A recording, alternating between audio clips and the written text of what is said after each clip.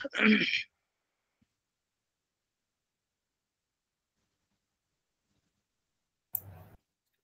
के कार्यक्रम के माननीय मार्गदर्शक प्रोफेसर विनोद मिश्र जी हमारे बीच उपस्थित हैं। बहुत बहुत स्वागत है मान्यवर, आपका स्वागत है, अभिनंदन है। मिश्र जी नमस्कार। और जी को सादर प्रणाम। नमस्कार जी, नमस्कार। तो मैं फिर अब आदित्य जी की अनुमति ले ही चुका हूं, आपकी भी अनुमति से, क्योंकि समय हो गया, 1 मिनट अतिरिक्त हो गया। हम कार्यक्रम को शुरू करें, आपकी अनुमति हो तो? बिल्कुल बिल्कुल, आदित्य की अनुमति दिन में ही ले लेना चाहिए था। जी चलिए, ठीक है। तो हम आगे बढ़ते हैं। और जैसा कि आप जानते हैं कि हम विशेष रूप से हमारा पूरा देश जो है हिंदी पत्रकारिता के 200वें वर्ष को बहुत धूमधाम से मना रहा है।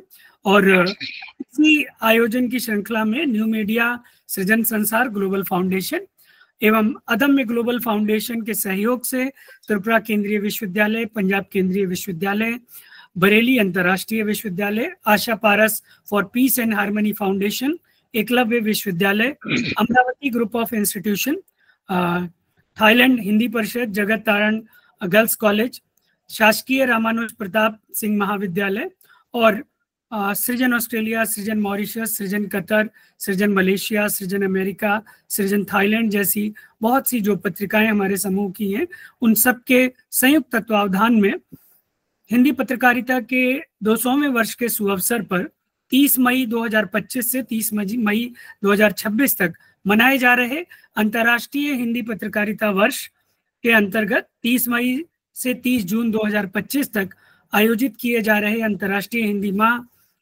के विभिन्न कार्यक्रमों की श्रृंखला में आज गंगा दशहरा ज्येष्ठ शुक्ल दशमी के अवसर पर हम संघ की राजभाषा कुछ कही कुछ अनकही विषय पर विषय विशेषज्ञ से वार्ता कर रहे हैं। हमारे बीच विषय विशेषज्ञ उपस्थित हैं डॉक्टर मोतीलाल गुप्ता आदित्य जी, जो कि वरिष्ठ पत्रकार हैं, लेखक हैं, भाषाकर्मी हैं और साथ ही एक बहुत ही विश्व प्रसिद्ध संस्था वैश्विक हिंदी सम्मेलन के संस्थापक और निदेशक हैं। और निरंतर सेवानिवृत्ति के पश्चात भी आप निरंतर बहुत सक्रियता से इस संस्था को भी चला रहे हैं और अन्य माध्यमों से भी, अन्य जो आपकी गतिविधियां हैं उनसे भी आप हिंदी भाषा, साहित्य और समाज कल्याण की विभिन्न गतिविधियों में निरंतर सक्रिय हैं। बहुत सी समाजसेवी संस्थाओं से आप जुड़े हैं, चाहे वो भारत की सांस्कृतिक विरासत को आगे बढ़ाने वाला राष्ट्रीय स्वयंसेवक संघ हो या शिक्षा संस्कृति उत्थान न्यास हो या और भी बहुत सी जो संस्थाएं हैं, आप निरंतर उनके साथ सक्रिय रूप से जुड़ के कार्य कर रहे हैं। हमारे बीच उपस्थित हैं आज की मार्गदर्शक और इस पूरे के पूरे कार्यक्रम की संकल्पना से लेके इसके क्रियान्वयन तक हमारे साथ रहने वाले, हमें अपना आशीर्वाद देने वाले माननीय प्रोफेसर विनोद कुमार मिश्र जी। हम सब उनसे भली भांति परिचित।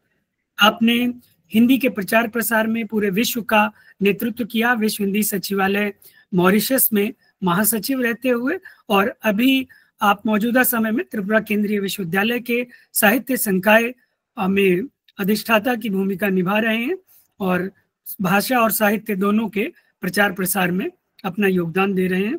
तो मैं पुनः मुख्य अतिथि की अनुमति से चाहूँगा इस कार्यक्रम को हम आगे बढ़ाते रहें। आप सबका पुनः बहुत बहुत स्वागत है, अभिनंदन है। हमारे बीच कुछ सम्मानीय साथी भी जुड़े हुए दिख रहे हैं। मैं देख रहा हूँ हरिराम पंसारी जी हमारे बीच जुड़े हैं, कल्पना लाल जी जुड़ी हैं मॉरिशस से, डॉक्टर BS मीणा जी हैं, महाराष्ट्र से राजाराम शिवाले जी हैं। आप सबका भी बहुत बहुत स्वागत है, अभिनंदन है। अन्य जो भी साथी आएंगे हम बीच बीच में उनका स्वागत करते रहेंगे और कार्यक्रम को आगे बढ़ाते हैं।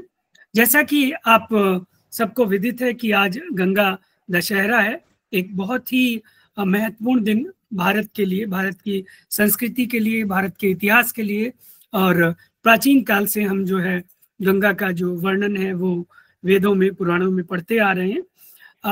आज ही के दिन ऐसा माना जाता है हमारे शास्त्रों के अनुसार कि माँ गंगा का पृथ्वी पर अवतरण हुआ था। गंगा दशहरा एक प्रमुख हिंदू त्योहार है जो कि इस वर्ष 5 जून गुरुवार को मनाया जा रहा है। यह पर्व ज्येष्ठ मास की शुक्ल पक्ष की दशमी तिथि को मनाया जाता है और इस अवसर पर गंगा दशहरा माँ गंगा के पृथ्वी पर अवतरण की स्मृति में मनाया जाता है। इसे गंगा अवतरण दिवस भी कहते हैं। इस दिन गंगा स्नान, देवी गंगा की पूजा, दान विशेष रूप से शुभ माने जाते हैं। मान्यता है कि गंगा स्नान से सभी पापों से मुक्ति मिलती है। मैं प्रार्थना करूंगा ईश्वर से कि हमारे इस कार्यक्रम से जुड़े हुए और इसको बाद में सुनने वाले, मैं मानता हूं उन्होंने पाप नहीं किए होंगे, पर उनके पुण्य का जो संग्रह है उसमें वृद्धि हो। इसलिए श्रद्धालु जो है हरिद्वार, ऋषिकेश, वाराणसी जैसे जो पवित्र स्थान है गंगा नदी में स्नान करने के लिए, वहां पर पहुंचते हैं। आज इस विशेष अवसर पर एक खास घटना भी हुई जो वो भी ऐतिहासिक है। हम जानते हैं कि अयोध्या में बन रहे राम मंदिर में मूर्ति स्थापना का जो द्वितीय चरण है वो चल रहा है। इस पर्व के अवसर पर उत्तर प्रदेश के अयोध्या में राम मंदिर के पहले तल पर राजा राम और अन्य देवी देवताओं की प्रतिष्ठा का आयोजन आज किया गया। यह कार्यक्रम मुख्यमंत्री योगी आदित्यनाथ जी की उपस्थिति में हुआ। यह एक सुखद संयोग है कि आज उनका स्वयं का 53वां जन्मदिवस भी है और यह समारोह 5 जून को मतलब सुबह 11:25 से 11:40 के बीच आयोजित किया गया। ऐसी बहुत सी बातें जो है वो हम गंगा दशहरा के विषय में जानते हैं। अब एक प्रश्न ये उठ रहा होगा हमारे दर्शकों और श्रोताओं के बीच में कि गंगा और हिंदी का आखिर संबंध क्या है। हम सभी जानते हैं कि उत्तराखंड से गंगा निकलती है और पूरी की पूरी जो धारा है गंगा की, जिस रास्ते से बहती है वहां पर वो ना सिर्फ जमीनों को सींचती है बल्कि हमारा सनातन धर्म है, हमारी जो अपनी भाषा है हिंदी और हिंदी की जो विभिन्न बोलियां हैं उनको भी सींचती हुई गंगा निरंतर बहती है। चाहे उत्तराखंड हो, फिर उत्तर प्रदेश हो, बिहार हो, बंगाल हो, और निरंतर गंगा नदी जो है वो हिंदी क्षेत्र में, हिंदी पट्टी में पालन पोषण करती है, हम सबका पेट भी भरती है और इसीलिए हम सब माँ गंगा के रूप में इसको सम्मान देते हैं, श्रद्धा देते हैं। और इन्हीं शब्दों के साथ जो आज के कार्यक्रम की भूमिका है उसके बाद हम आज के मुख्य अतिथि का पुनः स्वागत करते हैं जो डॉक्टर मोतीलाल गुप्ता आदित्य जी हैं हमारे बीच। आपको करीब 4 दशकों का भाषा के प्रचार प्रसार, भाषा के शासकीय प्रचार प्रसार और बहुत से सैकड़ों कार्यालयों में राजभाषा हिंदी के कार्यान्वयन का व्यवहारिक अनुभव है और उस अनुभव का लाभ अभी भी समाज को और हिंदी को निरंतर मिल रहा है। मैं आपका स्वागत करता हूं और इससे पहले कि मैं प्रश्न आपसे पूछूं या संवाद के कार्यक्रम को आगे बढ़ाऊं, मैं निवेदन करूंगा कि आज के इस कार्यक्रम की अध्यक्षता कर रहे माननीय प्रोफेसर मिश्र जी आशीर्वचनों के साथ इस कार्यक्रम को आगे बढ़ाने के लिए हमें निर्देशित करें और उसके बाद हम बहुत संक्षेप में सुनेंगे डॉक्टर मोतीलाल गुप्ता आदित्य जी को। प्रोफेसर मिश्र जी। सभी को सादर नमस्कार। आदरणीय मोतीलाल जी, शुक्ल जी, हमारी कल्पना दीदी और इस मंच से जुड़े हुए दुनिया भर से हिंदी प्रेमी। जब मैंने पोस्टर पर मोतीलाल जी का नाम देखा मुझे लगा कि आज का जो ये सदन है वो प्रतिपक्ष का नेता ही चलाएगा। तो मोतीलाल जी खरी खरी कहने वाले और पूरा जीवन समर्पित कर दिया। जब आप इनका परिचय दे रहे थे तो राजभाषा को लेकर अपनी तरह की सोच रखने वाले और अपनी एक अलग धुन में चलने वाले, भाषा को जीने वाले ऐसे भाषाकर्मी कहाँ मिलेंगे। ये प्रयाग भी गए कुंभ में तो वहां डुबकी लगाने नहीं गए थे। इनके पर एक बड़ा दायित्व था कि एक बड़ा आंदोलन चल रहा है कि इंडिया कहा जाए कि भारत कहा जाए, उसको लेकर एक बड़ा कार्यक्रम आपने किया। और जब कभी भारत लिखा जाएगा तो जिक्र जरूर होगा मोतीलाल गुप्त जी का। तो ऐसे व्यक्ति का यहाँ होना, और जो चीजें शीर्षक से स्वयं ध्वनित हो रही हैं कि कुछ कही कुछ अनकही, वही अपने आप में बहुत बड़ी व्यंजना लिए हुए है ये शीर्षक। क्योंकि जो कुछ कहा गया है वो उतना ही सच नहीं है, जो अनकही है, और उसी अनकही का दंश आज भी भाषाएं झेल रही हैं। और ये केवल हिंदी भाषा नहीं झेल रही है, आपने तो एक मुखौटा बना दिया कि संघ की राजभाषा हिंदी होगी, लेकिन उसी दिन आपने जिस दिन संविधान में इन भाषाओं की स्वीकृति हुई थी, केवल हिंदी नहीं थी, और 14 भाषाएं थी, आज 22 भाषाएं हैं। तो हिंदी को आपने नेतृत्व दिया, लेकिन कैसा नेतृत्व? लगाम अपने हाथ में रखा, लगाम आपने पकड़ा दिया एक दुनिया की सबसे निरंकुश भाषा, जो उपनिवेश की भाषा थी, और वो चाबुक चलाती रही। तो चाबुक तो चलाती थी, तो अन्य भाषाओं को लगता था कि हिंदी की पीठ पर चाबुक चल रहा है, लेकिन वो भाषाएं बेखबर थी कि चाबुक हिंदी की पीठ पर नहीं, पूरी भारतीयता की पीठ पर है, भारत की पीठ पर, भारत की उन तमाम भाषाओं और बोलियों की पीठ पर है। और आज भी अगर इन भाषाओं की पीठ को उठाकर देखें तो निश्चित रूप से वो घाव हरे ही दिखेंगे। और ऐसे में एक अच्छे वक्ता को आपने बुला रखा है, मोतीलाल जी को, तो इस विषय पर न्याय यही करेंगे। 5 वर्ष तक मैं भी मॉरिशस में था, कूटनीतिक पोजीशन में था, इसलिए बहुत कुछ बोलना नहीं लिखा था मेरी किस्मत में। मैं केवल स्वागत और धन्यवाद ही करता था, कभी कभार अपनी बात कह लेता था।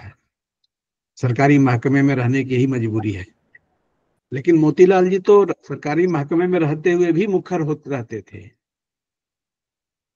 तो ऐसे जब मोती हमारे पास हो तो मेरे जैसा घोंघा और शंख लेके क्या करेंगे आप? तो क्यों न मोतीलाल जी को ही सुना जाए, और कुछ टिप्पणी होगी तो बाद में करूंगा। बहुत बहुत धन्यवाद। हार्दिक आभार मान्यवर।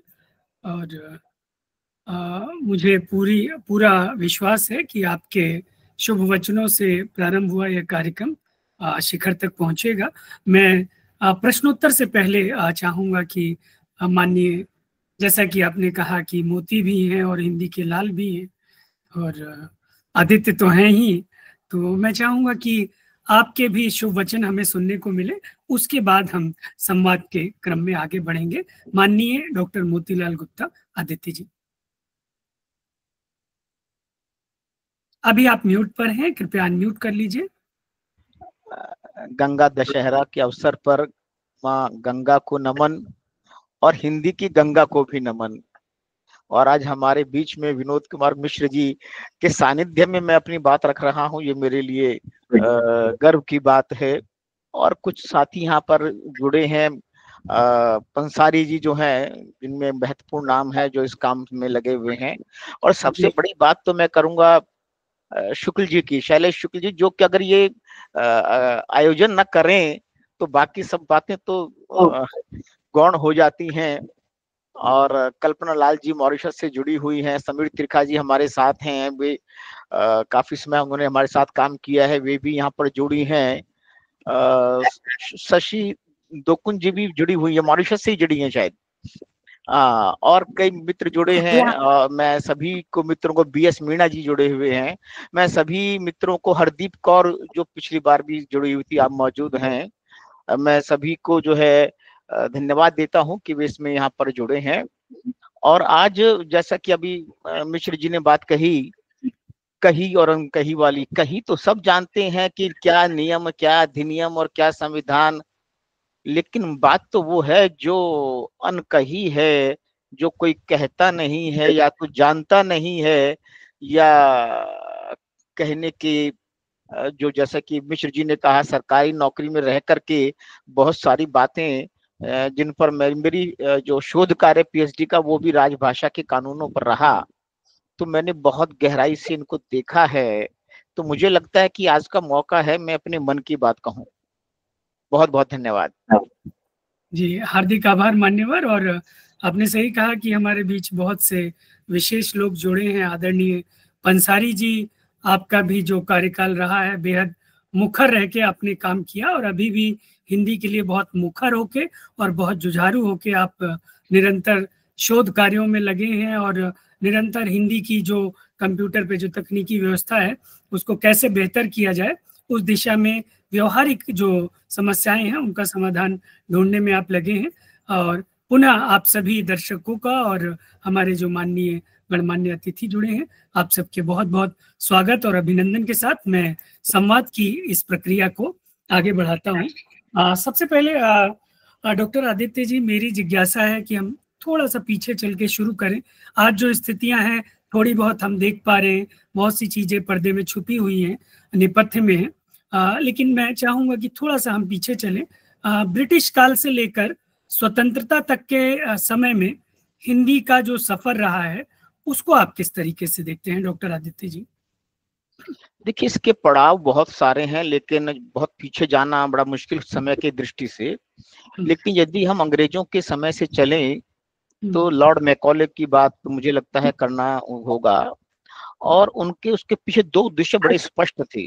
जैसा कि उनके एक व्याख्यान की बात आती है, जब ब्रिटिश पार्लियामेंट में उन्होंने अपना भाषण दिया, जब उन्होंने कहा कि मैं पूरे देश में घूमा, मुझे कोई चोर नहीं मिला, हमारी सभ्यता संस्कृति की बड़ी तारीफ करते हुए उसने कहा कि ऐसी महान सभ्यता को लंबे समय तक गुलाम बनाकर रखना संभव नहीं है। जिस दिन ये लोग अपनी भाषा से बेहतर हमारी भाषा को, अपने ज्ञान विज्ञान से बेहतर हमारे ज्ञान विज्ञान को मानने लगेंगे और अपने से बेहतर हमको मानने लगेंगे, तब ये दिलो दिमाग से गुलाम बनेंगे और इन पर लंबे समय तक शासन किया जाएगा। यहाँ से कहानी शुरू होती है। और उसके बाद जो है उन्होंने अपने जो पिता को पत्र लिखे, उन्होंने कहा कि मुझे बड़ी सफलता मिल रही है, भाषा बदलने के साथ साथ जो उनका उद्देश्य था धर्म संस्कृति, बड़े पैमाने पर धर्मांतरण में भी मुझे सफलता मिल रही है। यहां से वो पूरी चीजें शुरू होती हैं कि हमें न केवल राजनीतिक तौर पर बल्कि पूरी तरह से मानसिक तौर पर गुलाम बनाने की प्रक्रिया यहां से शुरू हुई। यहां से अंग्रेजी का वर्चस्व बढ़ाना शुरू किया गया। लेकिन हमारी जड़ें इतनी मजबूत थी कि तमाम चाहने के बावजूद भी लॉर्ड मैकाले कुछ बदल नहीं पाया ज्यादा। और आगे चलकर बाद में समीक्षा हुई कि भाई इतना बड़ा देश, इतनी बड़ी आबादी और जड़ों से जुड़े हुए लोग, इन सब तक अंग्रेजी पहुंचाना हमारे लिए संभव नहीं है। तो एक काम करते हैं कि जो प्रभावशाली वर्ग है उसको अंग्रेजीदा बना दिया जाए। और वही प्रभावशाली वर्ग था जो स्वतंत्रता के बाद सत्ता में आया, जो संविधान में जो जिसकी शक्तिशाली भूमिका थी, जिसने संविधान बनाया और एक ऐसा रास्ता बनाया कि आज नहीं तो कल, कल नहीं तो परसों, भले लगे परसों, लेकिन भारतीय भाषाएं जाएंगी और अंग्रेजी छाएगी। और उन्हीं पड़ावों को पार करते हुए आज हम यहाँ पर यह चर्चा कर रहे हैं। एक और मैं निवेदन करना चाहूंगा हमारे माननीय अतिथि डॉक्टर गुप्ता जी से कि जैसा कि हमने चर्चा की, पंसारी साहब ने बहुत काम किया है। थोड़ा थोड़ा बीच में यदि समय मिले तो आप उनकी चैट को भी देखते रहें, बहुत जरूरी मुद्दों को वो उठा रहे हैं, हम उन पर भी बात करेंगे। और जो हमारा वार्तालाप का संवाद का सत्र है उसके बाद हम चाहेंगे कि जो हमारे दर्शक जुड़े हुए हैं उनसे भी कुछ प्रश्न लिए जाएं। मैं इसी निवेदन के साथ बढ़ता हूं अगले प्रश्न की ओर कि ब्रिटिश काल को जाने देते हैं, उसके ठीक बाद जो हमारा संविधान बनाया गया उसमें जो हिंदी के लिए व्यवस्थाएं की गई, उस पे जो बहस चली और जो प्रावधान किए गए हिंदी के सहित, जैसे कि प्रोफेसर मिश्र जी ने बताया कि संविधान की 8वीं सूची में उस समय 15 भाषाएं कुल रखी गई जिनमें अंग्रेजी भी थी। तो इस पूरी जो संवैधानिक व्यवस्था है, संवैधानिक व्यवस्था और हिंदी विशेष रूप से भारतीय भाषाएं, इन सब को लेकर आपका क्या विचार है आदरणीय आदित्य जी? एक बात मैं यहाँ पर पहले बताना चाहूंगा कि ये जो कहा जा रहा है कि बाबा साहेब ने संविधान बनाया, ये इसके बारे में समझना बहुत जरूरी है। निर्णय किसने लिए? भाई उन्होंने ड्राफ्ट बनाया, उसका सही बात है, लेकिन निर्णय किसने लिए ये महत्वपूर्ण है। मैं यहाँ बताना चाहूंगा कि संविधान सभा में 299 में से 210 सदस्य तो केवल कांग्रेस के थे, बाकी उनके सहयोगी दलों के थे। यानी समझ लीजिए कि 80-85% लोग उसमें कांग्रेस के थे। और निर्णय लेने में जो 10 प्रमुख समितियां थी, उनमें से 4 के अध्यक्ष तत्कालीन प्रधानमंत्री पंडित जवाहरलाल नेहरू थे, 2 के सरदार वल्लभ भाई पटेल थे, एक के बीजी खेर जो आगे चलकर आयोग के राजभाषा आयोग के अध्यक्ष बने, के एम मुंशी वगैरह थे।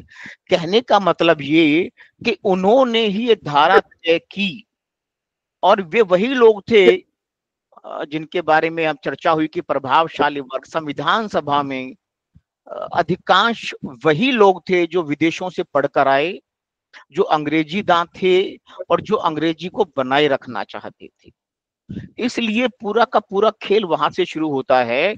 और इसलिए संविधान में जो प्रावधान किए गए वो इस चालाकी के साथ और इस बारीकी के साथ किए गए कि आजादी के समय पूरा देश यह चाहता था कि अंग्रेजों के साथ अंग्रेजी को भी भारत से जाना होगा। तो ऐसी स्थिति में के लिए संभव नहीं था कि अंग्रेजी को बनाए रखें या उसका कुछ करें। इसलिए यह हुआ कि ऐसा रास्ता बनाया जाए कि आज हिंदी को हम राजभाषा कहें। और सबसे बड़ी बात यह भी मैं कहना चाहूंगा कि जितने हमारे स्वतंत्रता सेनानी थे, उन्होंने किसी ने राजभाषा शब्द सुना नहीं था। राष्ट्रभाषा शब्द था, जब शुरुआत हुई तब भी राष्ट्रभाषा शब्द आया, लेकिन धीरे धीरे राजभाषा की नीयत और नीति ने राष्ट्रभाषा को राजभाषा बना दिया। यानी कि जिस देश को पूरे भारत की संपर्क भाषा बनना था, उस भाषा को संघ के कामकाज की भाषा बनाकर एक छोटे से उसमें दायरे में रखा गया, और बाद में उसका भी जो है धीरे धीरे जो है ह्रास किया गया। ये मैं इसमें कहना चाहूंगा। जी। इसी से जुड़ी हुई एक और जिज्ञासा है मेरी कि राजभाषा बने हुए लगभग 75 वर्ष होने को है, 14 सितंबर को हो जाएंगे, 76 हो जाएंगे, 75 तो हो चुके हैं 49 से। लागू होने की स्थिति अगर देखें 26 जनवरी 1950 से, तो हम 75 वर्ष राजभाषा के और राजभाषा विभाग के 50 वर्ष पूरे हो चुके हैं।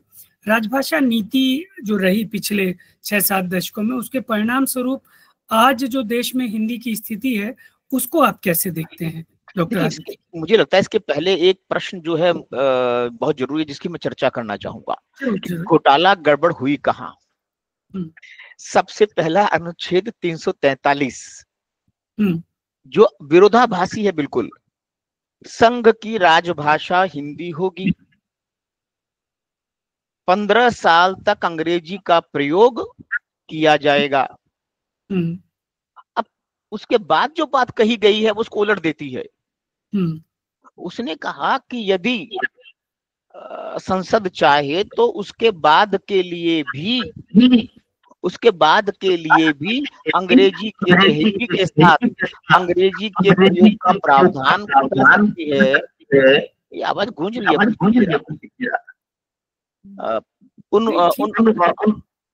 मुझे गूंजती हुई आ रही है, किस कारण से आ रही है मैं समझ नहीं पा रहा हूँ। खैर, तो ऐसा प्रावधान किया गया कि जिन उद्देश्यों के लिए उस कानून में लिखा होगा उनके लिए उसके बाद भी हिंदी के साथ अंग्रेजी का प्रयोग किया जा सकेगा। यानी उनके दिमाग में पहले से था कि हमें आगे जाकर इस खेल को पलटना है, और उसमें ये नहीं लिखा गया कब तक, ये भी नहीं लिखा गया। पहली गड़बड़ यहाँ होती है। दूसरी गड़बड़ होती है अनुच्छेद जो है हमारा, ये जो राजभाषा आयोग बनाने वाला।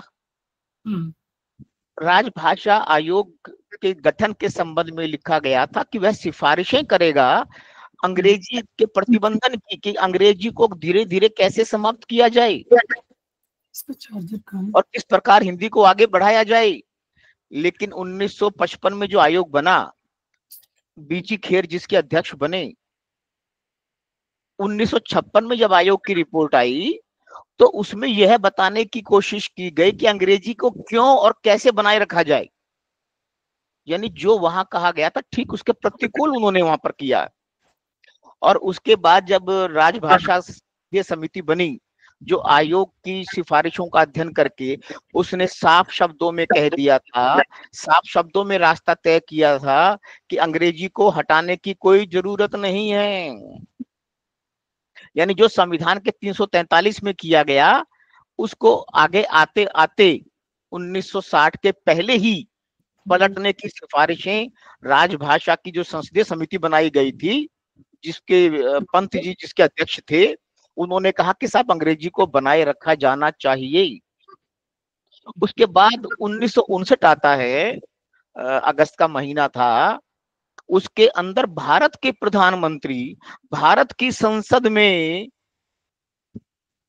संविधान के प्रतिकूल ये कहते हैं, संविधान में तो ये लिखा है ना कि हिंदी भारत संघ की राजभाषा होगी, वे कहते हैं कि जब तक हिंदी भाषी राज्य चाहेंगे हिंदी के साथ अंग्रेजी का प्रयोग जारी रहेगा। कुल मिलाकर के रास्ता पहले से तय कर दिया गया था कि आगे हमें अंग्रेजी को चलाना है। और जब 1963 आता है, जिसे हम राजभाषा अधिनियम कहते हैं, मैं यहाँ पर वो अनकही वाली बात को फिर कह देता हूं, वो राजभाषा अधिनियम लोगों को लगता है हिंदी के लिए था, जी नहीं साहब, राजभाषा अधिनियम अंग्रेजी के लिए बनाया गया था। अगर राजभाषा अधिनियम नहीं बनता तो 26 जनवरी 1965 को हिंदी भारत की वास्तव में राजभाषा बन जाती। अंग्रेजी को विदेश में जाना पड़ता या लाइब्रेरीज में तक सिमट कर रहना पड़ता। तो राजभाषा अधिनियम की धारा 3 वह धारा है जिसने आज तक अंग्रेजी की धारा को चलाए रखा है, उसको बनाए रखा है, बढ़ाए रखा है। ये दूसरी बात मैं जोड़ दूं आपको। और सबसे बड़ा झटका मिला हमें 1967 में, जब राजभाषा संशोधन अधिनियम संसद में लाया गया। और इसके पहले बता दूं, जब 1963 की एक बड़ी घटना मुझे याद आ गई है कि जब ये आया तो पूरा बड़ा हंगामा हुआ, पूरे विपक्ष ने बहिर्गमन किया संसद से। तो उस समय जो हमारे प्रधानमंत्री ने कहा, मिश्र जी वो कल्पना नहीं कर सकते आप, भारत के प्रधानमंत्री ने भारत की संसद में भारत के संविधान के अनुसार बनी राजभाषा के संबंध में कहा कि यदि आप लोगों ने ज्यादा शोर किया तो मैं फिनिश और स्वीडिश जैसी छोटी छोटी भाषाओं को भी हिंदी से ज्यादा महत्व दूंगा मैं। ये भारत के प्रधानमंत्री के संसद में कथन है 1963 में। अब आप समझ सकते हैं कि वो किस रास्ते पर जा रहे थे और किस रास्ते पर भाषाओं को ले जा रही थी। अब कोई कहे कि साहब वो सज्जन कलकत्ता नहीं पहुंचे, पर उन्होंने कलकत्ता जाने की सोची कब थी जो नहीं पहुंचे? उन्होंने तो हमें कुछ भ्रमित भले ही किया हो, उनका रास्ता बिल्कुल स्पष्ट था। वे कलकत्ता नहीं जा रहे थे, वो महाराष्ट्र की तरफ जा रहे थे, यानी विपरीत दिशा में जा रहे थे वो। हमें भ्रमित उन्होंने अवश्य किया हो। और 1967 में जो हुआ, मुझे लगता है कि भारत के संविधान कानून में ऐसा कोई दूसरा कानून है ही नहीं जहां पर संसद की शक्तियां विधानमंडलों को सौंप दी गई हो। उसमें ये लिखा हुआ है कि जब तक सभी राज्यों के विधानमंडल यह पारित न कर दें कि अंग्रेजी का प्रयोग समाप्त किया जाए, और उसके बाद दोनों संसद के सदन पारित न कर दें किसको हटाया जाए, तब तक अंग्रेजी का प्रयोग जारी रहेगा। न सोमन सोना होगा, न राधा नाचेगी। ऐसा कानून तो मुझे नहीं लगता देश में कोई है। उन्होंने स्पष्ट कर दिया कि अब भारत में अंग्रेजी चलेगी, अंग्रेजी को समाप्त नहीं किया जाएगा। और धारा 3 में परिवर्तन बिल्कुल नहीं होगा, क्योंकि धारा 3 ही तो कहती है अंग्रेजी जारी रहेगी। तो ये है अनकही, जो कहा नहीं लेकिन जो किया गया। एक नेहरू जी के समय में एक बड़े नेता थे, कांग्रेस के ही थे, तो भाषा के मामले को लेकर ही चर्चा हो रही थी। तो उन्होंने कहा भाई देखिए आप समझते नहीं है, पंडित जी जो है पॉलिटिशियन है, जो वो कहते हैं, जो कहते हैं वो नहीं करते, और जो नहीं कहते हैं वो करते हैं। हाँ तो संघ की राजभाषा, लेकिन जो हुआ उसके ठीक विपरीत हुआ। इस प्रश्न को मैं समझता हूं कि पहले रखना जरूरी था कि जो रास्ता बनाया गया था वो अंग्रेजी के लिए ही बनाया गया था, लेकिन टुकड़ों में मुर्गा हलाल, कि पहले ये कर दो, फिर धीरे से ये कर देना, फिर धीरे से ये कर देना, और धीरे करते करते आज हम कहाँ पहुंचे हैं मैं समझता हूं कि आप सब जानते हैं। और जो सरकारी कार्यालयों से जिनका वास्ता पड़ता है वो भी जानते हैं कि वहां पर हिंदी की क्या स्थिति है, राजभाषा की क्या स्थिति है, ये उसमें है। हाँ, अब अगला प्रश्न जो आप पूछ रहे थे दोबारा पूछ लीजिए, मैं उस पर फिर आता हूं मैं। आवाज आपकी बंद हो गई है, आपकी आवाज। अगले प्रश्न से पहले मैं इसी बात को थोड़ा सा जो है और अच्छे से जानना चाहता हूँ। जैसे कि राजभाषा के संवैधानिक और वैधानिक जितने भी प्रावधान हैं उनमें जो बातें कही गई हैं वो तो सबको पता है, और ऐसी कौन कौन सी बातें हैं जो अनकही रह गई हैं उसके बारे में हम थोड़ा सा और विस्तार से जानना चाहेंगे। और इससे पहले कि मैं आपसे निवेदन करूं कि आप इस प्रश्न का उत्तर दें, बड़ी अच्छी बात माननीय पंसारी जी ने लिखी है कि, और ये व्यवहारिक है, आपने भी पूरे जीवन देखा है, हम सब भी देख रहे हैं कि राजभाषा विभाग के अधिकारी हों, चाहे वो निरीक्षण करने वाले जो केंद्रीय या क्षेत्रीय कार्यान्वयन कार्यालय के लोग हों, या अपने अपने मुख्यालयों के लोग हों, संसदीय राजभाषा समिति के सदस्य हों, ये सभी जो हैं ये थोथे नियमों नीतियों के कार्यान्वयन का निरीक्षण करने के नाम पर भय दोहन करते हैं। मेमेंटो, 5 सितारा, आतिथ्य भ्रमण पे अरबों रुपए जो है भारतीय जनता का खर्च हो जाता है। तो इस पृष्ठभूमि के साथ मैं पुनः निवेदन करूंगा जो अनकही बातें हैं उन पर आप थोड़ा सा और प्रकाश डालें। माननीय डॉक्टर, इसमें सबसे बड़ी विसंगति जो है, आपने अच्छा किया मुझसे पूछ लिया, मैं उसको छोड़ रहा था। अनुच्छेद 348 है। मैं बताना चाहूंगा कि अभी ये इटावा में एक बड़ा कार्यक्रम हर साल होता है जिसमें सर्वोच्च न्यायालय के न्यायाधीश, उच्च न्यायालयों के कई न्यायाधीश उसमें उपस्थित होते हैं, बड़े बड़े अधिवक्ता और तमाम तरह के जो लोग हैं वे आते हैं उसमें। वहां पर मैंने जो कहा, मुझे लगता है उससे बात स्पष्ट हो जाएगी। मैंने उनसे कहा कि साहब, जो मुख्य अपने जो न्यायाधीश थे सर्वोच्च न्यायालय के, कृष्ण मुरारी जी, मैंने कहा साहब मैं जानना चाहता हूं कि ये सर्वोच्च न्यायालय भारत संघ का हिस्सा है कि नहीं है? अगर नहीं है तो किसका है? अगर भारत संघ का हिस्सा है तो भारत संघ की भाषा को मानता क्यों नहीं है? सही। इस भारत देश की जनता को जानता क्यों नहीं है?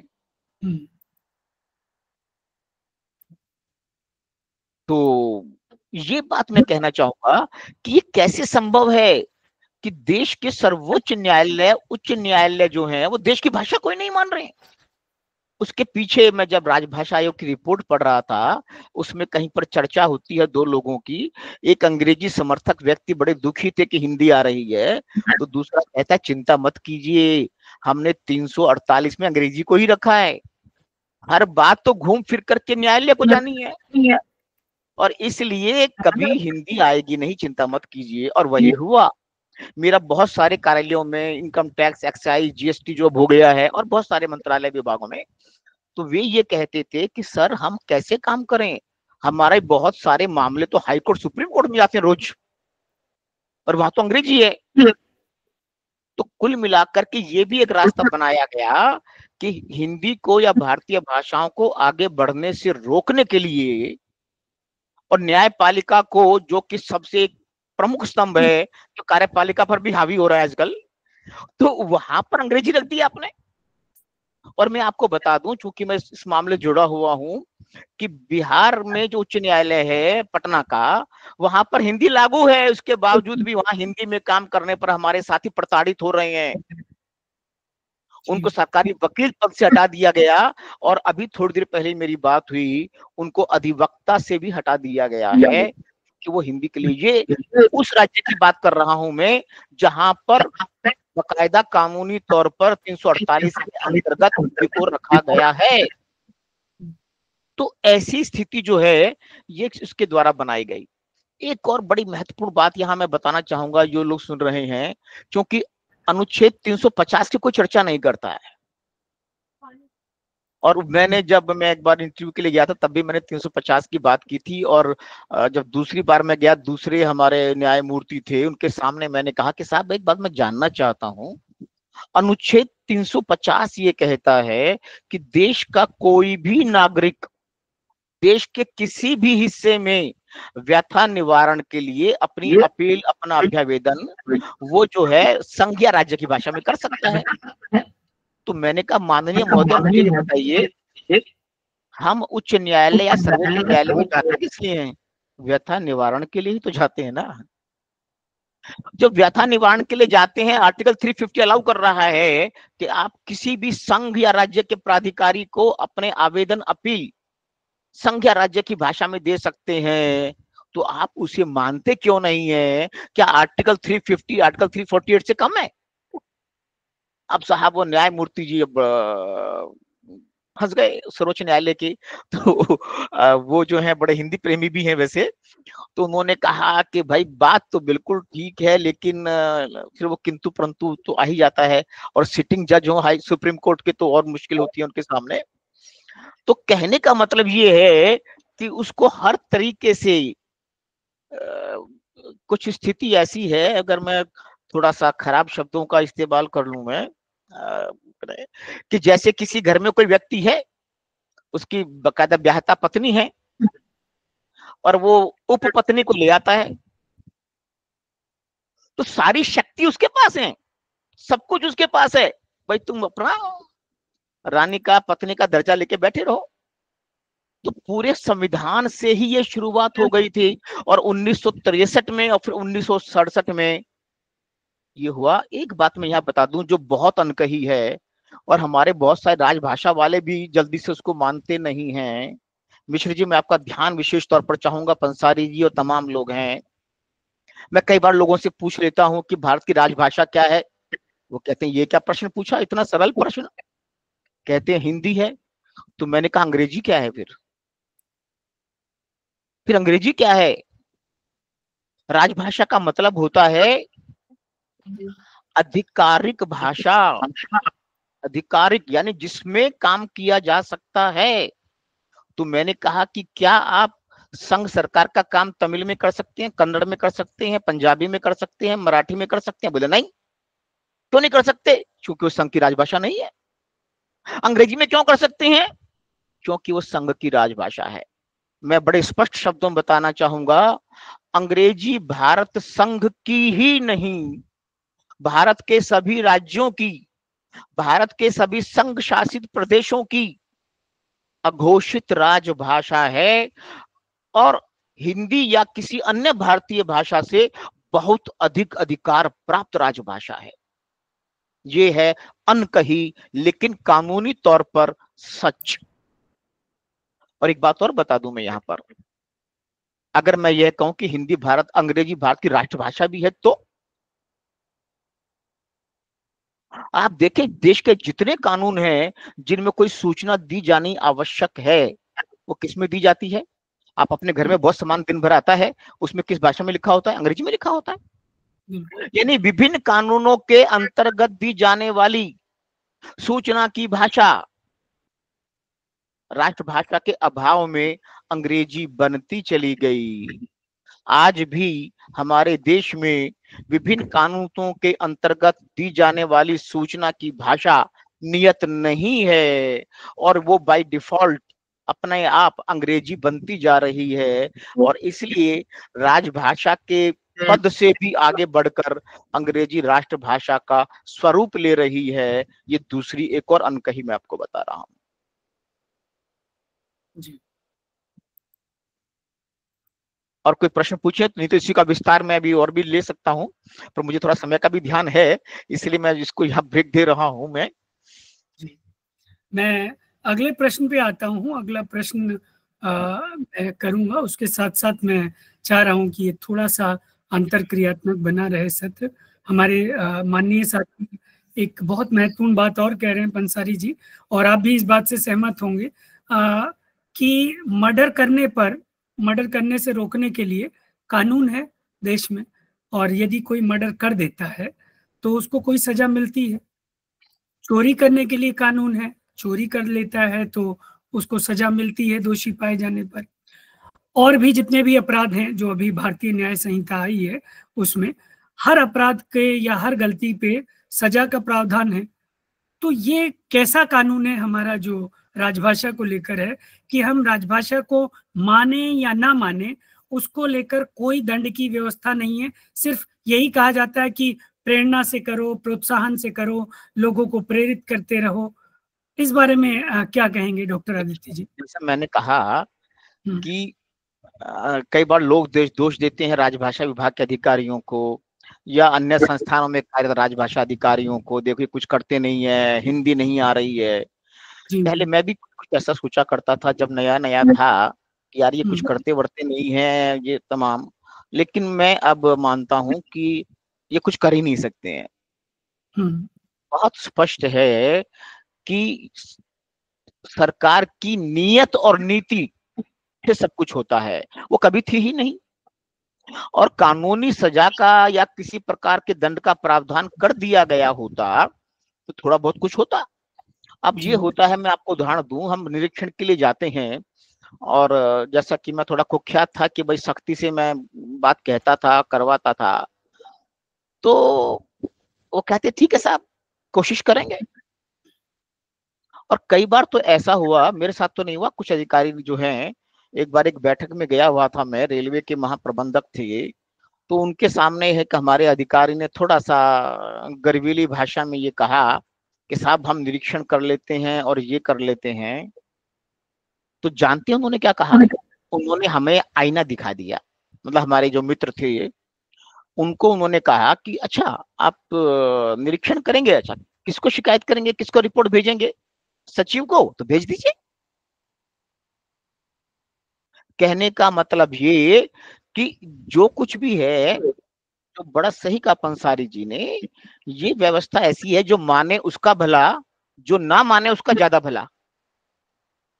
ज्यादातर कंपनियों, बैंकों, उपक्रमों और कार्यालय में बहुत सारे राजभाषा अधिकारी ये कहते हैं कि साहब हम राजभाषा की नौकरी नहीं कर रहे हैं, हम तो अपने बॉस की नौकरी कर रहे हैं, अपने डायरेक्टर की, चेयरमैन की नौकरी कर रहे हैं, उनकी हाँ में हाँ मिलाएंगे तो हमें पदोन्नति मिलेगी, हिंदी का काम करेंगे तो सजा मिलेगी।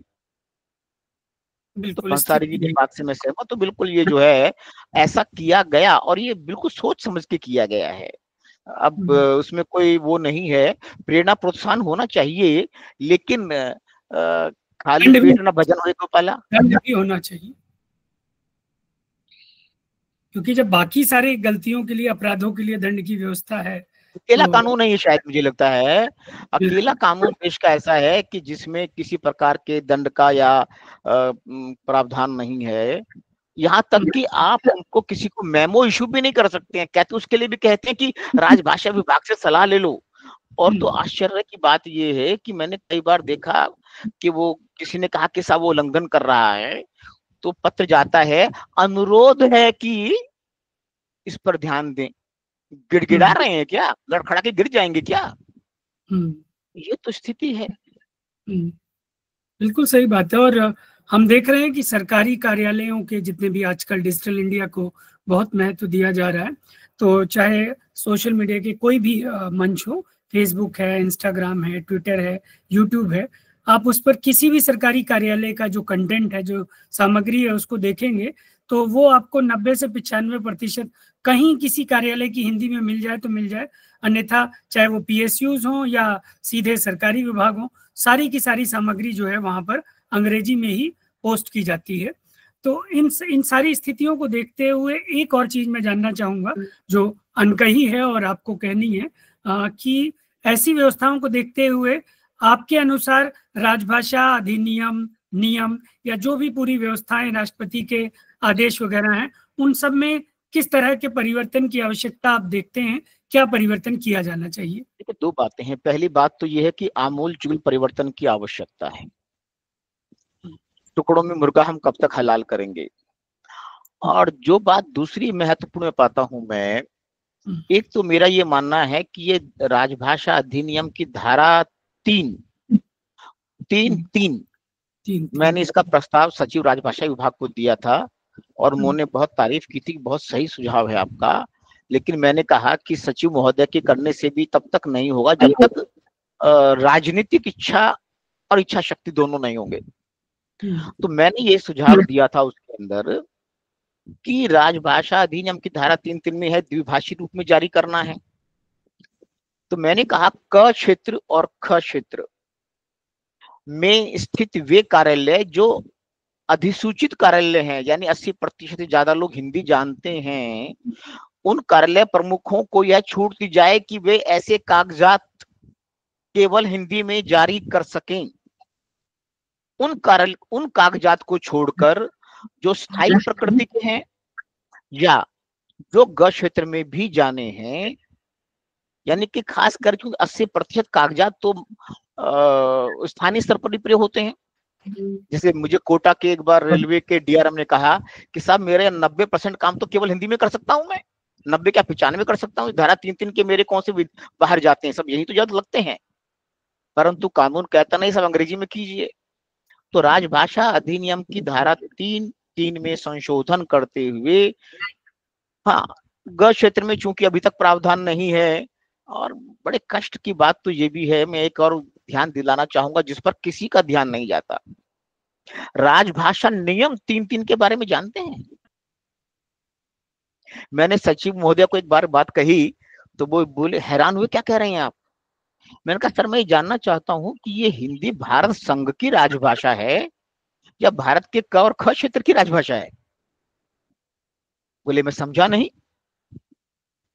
मैंने कहा सर भारत का सबसे बड़ा क्षेत्र ग क्षेत्र है और उसमें ये प्रावधान है कि संघ सरकार द्वारा ग क्षेत्र में स्थित राज्य सरकारों, स्थानीय कार्यालयों, व्यक्तियों को पत्र अंग्रेजी में ही भेजे जाएंगे। मतलब उसमें यह प्रावधान भी नहीं है कि आप द्विभाषी भेज दें, उसमें यह प्रावधान भी नहीं है कि आप उनकी भाषा में दे दें। तो मैंने कहा बस सर हम ये प्रावधान तो कर ही सकते हैं, अंग्रेजी में अथवा हिंदी के साथ अंग्रेजी में दें तो कम से कम वहां हिंदी प्रवेश तो करेगी।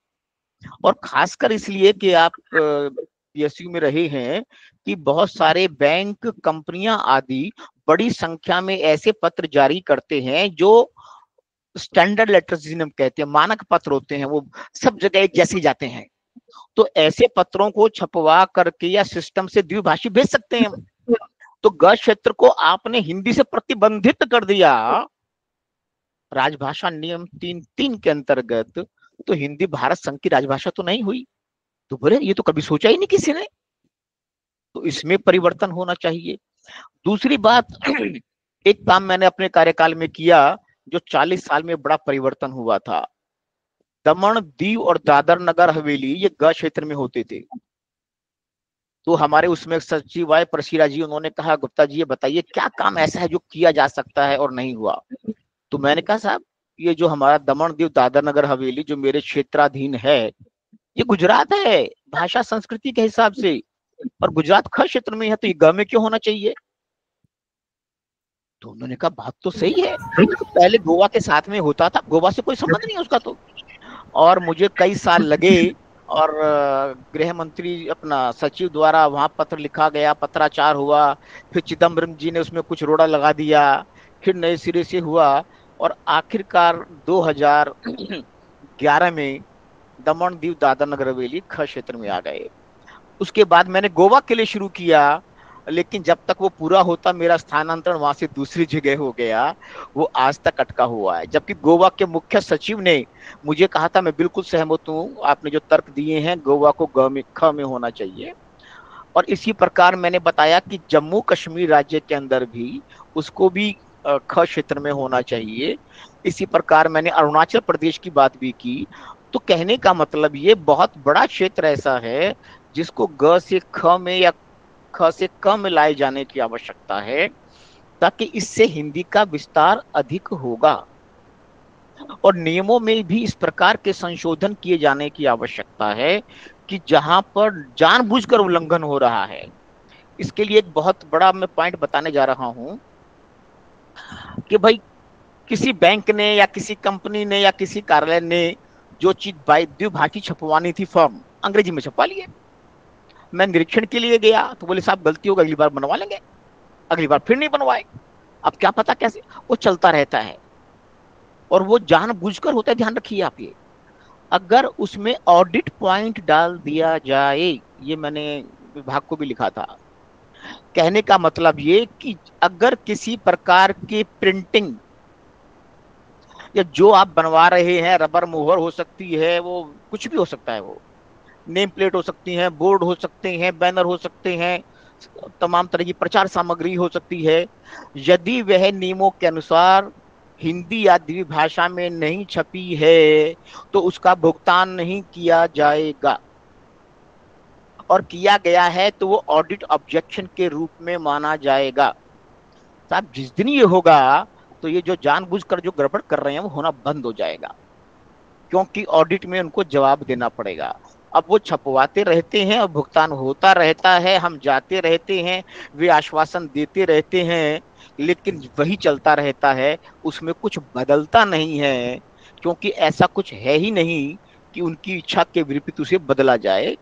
हाँ, कोई चीज ऐसी हो भी सकती है कि जो हिंदी या द्विभाषी में करना संभव नहीं है, किसी कारण से उस समय संभव नहीं है, तो ऐसी स्थिति के लिए राजभाषा विभाग उन्हें लिखित में अनुमति दे सकता है, साल, 6 महीना, 2 महीना, या जो भी स्थिति है उसके हिसाब से, और बाकी सब आपको अपना करना ही करना है। तो उससे 90-95% तक जो ये लोग अंग्रेजी में कर लेते हैं उसका भुगतान रुक जाएगा। जब भुगतान रुकेगा तो भारी पड़ जाएगा उन्हें। तो ये एक ऑडिट का पॉइंट मैं समझता हूं, उसके माध्यम से चीजें में बड़ा परिवर्तन आएगा। वेबसाइट हो या ऐप हो या तमाम चीजें जो और होती हैं, उन पर भी इसका प्रभाव पड़ेगा। अब मैंने देखा है कि अंग्रेजी में बनवा लेते हैं और फिर कहते हैं साहब क्या करें, दोबारा बनवाएंगे, बड़ा खर्चा लगेगा, डबल पैसा लग जाएगा। और शुरू में क्या कहते हैं, अभी तक एक्सपेरिमेंट के लिए है, पहले अंग्रेजी में तो बन जाने दो। लेकिन जब वहां पर जो आपने टेंडर दिया है उसमें ही है कि द्विभाषी बनाना है, तो बनेगा वो। ये कुछ बिंदु जो मेरे ध्यान में आ रहे हैं। वैसे तो ये लंबा चैप्टर है। कुछ कोई प्रश्न पूछना चाह रहा है तो मैं चाहूंगा पूछने में। मैं कुछ और प्रश्न पहले ले लूं, उसके बाद हम निवेदन करेंगे अपने साथियों से। जी। आपने ऑडिट की बात की, निरीक्षण की बात की। हम में से बहुत से लोग जो हैं केंद्रीय कार्यालयों में हैं या रहे हैं। एक चीज अक्सर होती है कि निरीक्षण के लिए जब कोई अधिकारी आता है, कि जो क्षेत्रीय कार्यान्वयन निर्देश कार्यालय है राजभाषा का, जैसे मैं सिक्किम विश्वविद्यालय के पहले राजभाषा अधिकारी के रूप में करीब 6 वर्ष तक कार्यरत रहा। गुवाहाटी कार्यालय के वो अंतर्गत आता था। कुछ अधिकारी ऐसे आते हैं, वो कहते हैं हमारे लिए कार की व्यवस्था करो, रहने की व्यवस्था करो, खाने की व्यवस्था करो, गिफ्ट की व्यवस्था तो करो ही। इस मामले में नियम क्या कहता है, कही और अनकही दोनों मामलों में? देखिए, दोनों बातें बड़ी स्पष्ट हैं। ये बात तो है भारत के ही नहीं, भारत के तमाम राज्यों के कार्यालयों के विभागों में ये आती है, चाहे वो आयकर के अधिकारी हों, वो जीएसटी के अधिकारी हों, किसी अन्य प्रकार के निरीक्षण अधिकारी हों, राजभाषा के अधिकारी हों, राजभाषा के विभाग के कर्म अधिकारी हों, या मंत्रालय विभागों के अधिकारी जो आपके यहाँ आते हैं वो हों, किसी भी स्तर पर जो है वो तंत्र में जो समस्याएं हैं वो यहाँ पर भी हैं। आप समझ रहे हैं ना। अगर आज आपके कंपनी का कोई और ऑडिट है तो वहां पर कैसी व्यवस्थाएं होती हैं, संसदीय समिति जब जाती है तो क्या होता है वो भी आपको पता होगा। तो ये समस्या जो है, ये मैं समझता हूँ राजभाषा की नहीं, व्यवस्था की समस्या है। ये क्या इससे निपटा जा सकता है? कोई रास्ता, कोई समाधान इसका हो सकता है? नहीं, मैंने ये बताया ना आपको कि ये जो इस समस्या को मैं आपको उदाहरण देता हूँ। मैं एक बार मैं एक कस्टम के कार्यालय में, सीमा शुल्क कार्यालय की बैठक में गया। राजभाषा को अलग करके देखा जाता है ना, उसका उदाहरण दे रहा हूं मैं। तो वहां पर उनके जो चीफ कमिश्नर थे उन्होंने कहा कि हमारे इतने कमिश्नर मीटिंग में नहीं आए हैं। राजभाषा अधिकारी से पूछा, बड़े कट थे वे, मैडम क्या कार्रवाई कर सकते हैं? तो महिला ने कहा, नहीं सर, हम कोई कार्रवाई नहीं कर सकते, राजभाषा प्रेरणा प्रोत्साहन है। अब चूंकि मैं वहां उपस्थित था तो मैंने कहा, नहीं सर, बिल्कुल आप कार्रवाई कर सकते हैं, जो चाहे कार्रवाई कर सकते हैं। तो उन्होंने कहा, राजभाषा अधिनियम में कहाँ लिखा है इस बारे में?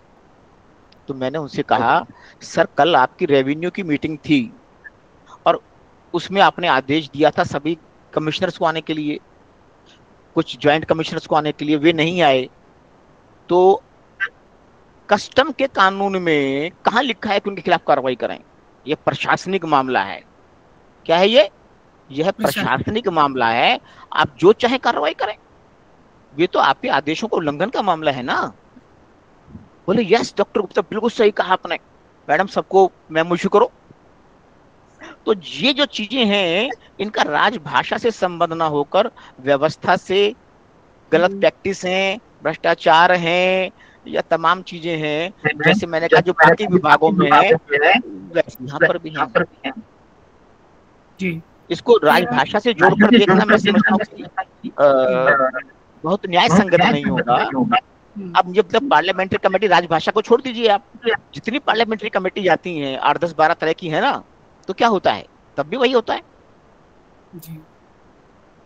मैं उसको जस्टिफाई नहीं कर रहा हूं। मैंने कहा पर ये समस्या राजभाषा की न होकर ये व्यवस्थागत समस्याएं हैं जो भारत की रग रग में, नस नस में, हर जगह पर मौजूद हैं। जी जी बिल्कुल। मैं डॉक्टर आदित्य जी, मैं थोड़ा सा विषयांतर करना चाहूँगा। मेरी जिज्ञासा ये है, मैं भी इस क्षेत्र में काम कर रहा हूँ। अभी हाल ही में इस विषय पर मेरी एक पुस्तक भी आई, हिंदी और भारतीय भाषाओं के लिए जो अभी आज के समय में 2025 में उपलब्ध प्रौद्योगिकी है, सूचना तकनीक है, पूरा जो आईसीटी मॉडल उपलब्ध है इंक्लूडिंग एआई, इस सबको आप किस तरह से देखते हैं? देखिए साहब, मेरा तो अनुभव बड़ा ये रहा है कि जितने मैंने बहुत सारे सम्मेलन किए हैं सरकार की तरफ से, क्षेत्रीय सम्मेलन जो हैं, करीब 10 सम्मेलन तो मैंने किए, जिसमें आईटी का भी एक विषय रहता था हमेशा से। जी। जो हम बना रहे हैं वही बताते हैं, जी।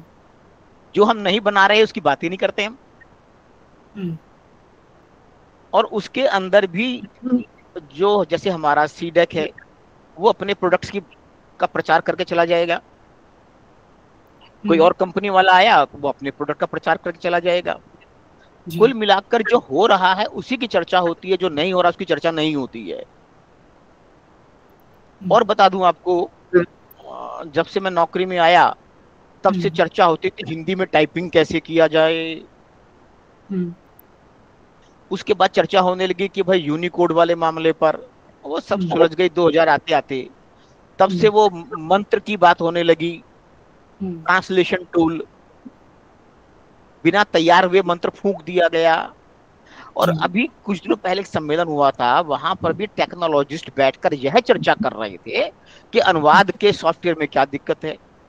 तो मुझे बताइए कौन सा बैंक और कौन सी कंपनी है जो टाइपिंग और अनुवाद से काम करती है?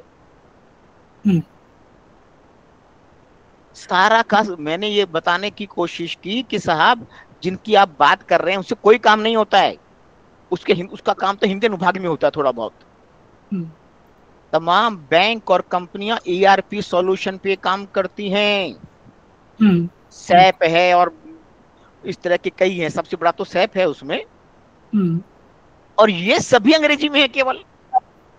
और सभी बड़े बड़े हवाई अड्डे, अपना हमारे जो है ये शिपयार्ड हैं, तमाम हमारे पीएसयू हैं, पेट्रोलियम कंपनियां हैं, तमाम बैंक हैं, ये जिस सिस्टम पे काम कर रहे हैं वो केवल अंग्रेजी में है।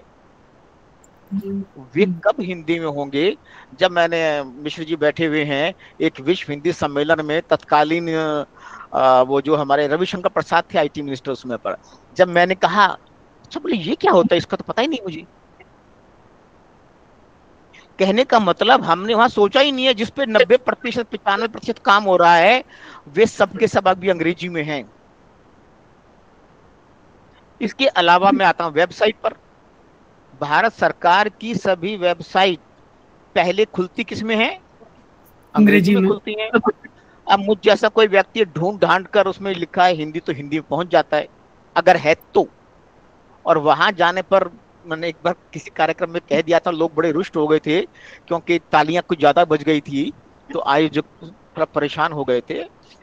तो मैंने ये कहा कि हम पहुंच गए वहां, डब्बे डब्बे से बने हुए हैं टाइटल्स, और डब्बे के अंदर जाते हैं तो डब्बा खाली है, और वो वापस हमें अंग्रेजी में ले आता है। यानी that is just a showpiece. Hindi की वेबसाइट है ही नहीं। इसी प्रकार से द्विभाषी होने का प्रश्न ही नहीं है, जबकि द्विभाषी अगर होती मैं एक उदाहरण देता हूँ आपको। जब मैं काम कर रहा था तो हमारे क्षेत्र के ज्यादातर बैंकों के फॉर्म वगैरह सब धारा 3(3) के कागजात द्विभाषी होते थे। बाद में मैं देखा कि सब अंग्रेजी में हो गए। मैंने बड़ा दिमाग लगाया, ये हो क्या रहा है कि भाई आगे बढ़ने के बजाय पीछे कैसे हट गए। तो पता ये लगा, हिंदी अनुभाग वाले जो हमारे थे बैंकों के, उन्होंने कहा साहब सबका अनुवाद होता है। तो हुआ ये कि अलग वेबसाइट अंग्रेजी के अलग, हिंदी के अलग, जबकि नियम ये कहता है कि फॉर्म इग्लॉट फॉर्म में होने चाहिए, अलग अलग नहीं होने चाहिए। धारा 3(3) के कागजात भी द्विभाषी साथ साथ होने चाहिए। अब उन्होंने क्या, अंग्रेजी वाला अंग्रेजी में, हिंदी वाला हिंदी में, और अंग्रेजी वाला पहले आता है, अंग्रेजी वाला ही पहले खुलता है।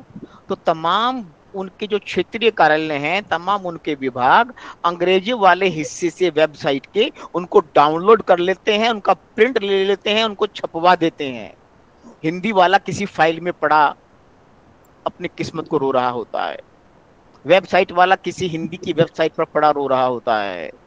तो मैंने बार बार रिजर्व बैंक को भी लिखा है, ये तमाम बैंकों कंपनियों को लिखा है कि साहब अगर आपको ऐसा भी करना है तो उनको डिग्लॉट आप उसमें डालिए, यानी हिंदी अंग्रेजी में साथ साथ जहां से भी डाउनलोड करेगा तो द्विभाषी आएगा और द्विभाषी प्रिंट होगा। लेकिन इस टेक्नोलॉजी के कारण हिंदी को जो आगे बढ़ना था वह पीछे आ गई। अब सभी बैंकों की शाखाओं में मैं जाता हूं तो वहां फॉर्म अंग्रेजी में छपे हुए होते हैं, क्योंकि शाखा प्रबंधक अंग्रेजी वाली वेबसाइट से उठाता है, जो पहले संभव नहीं था।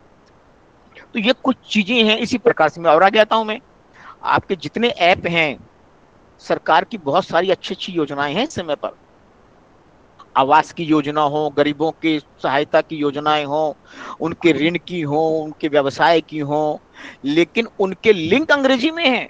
किसके लिए? गरीब आदमी के लिए।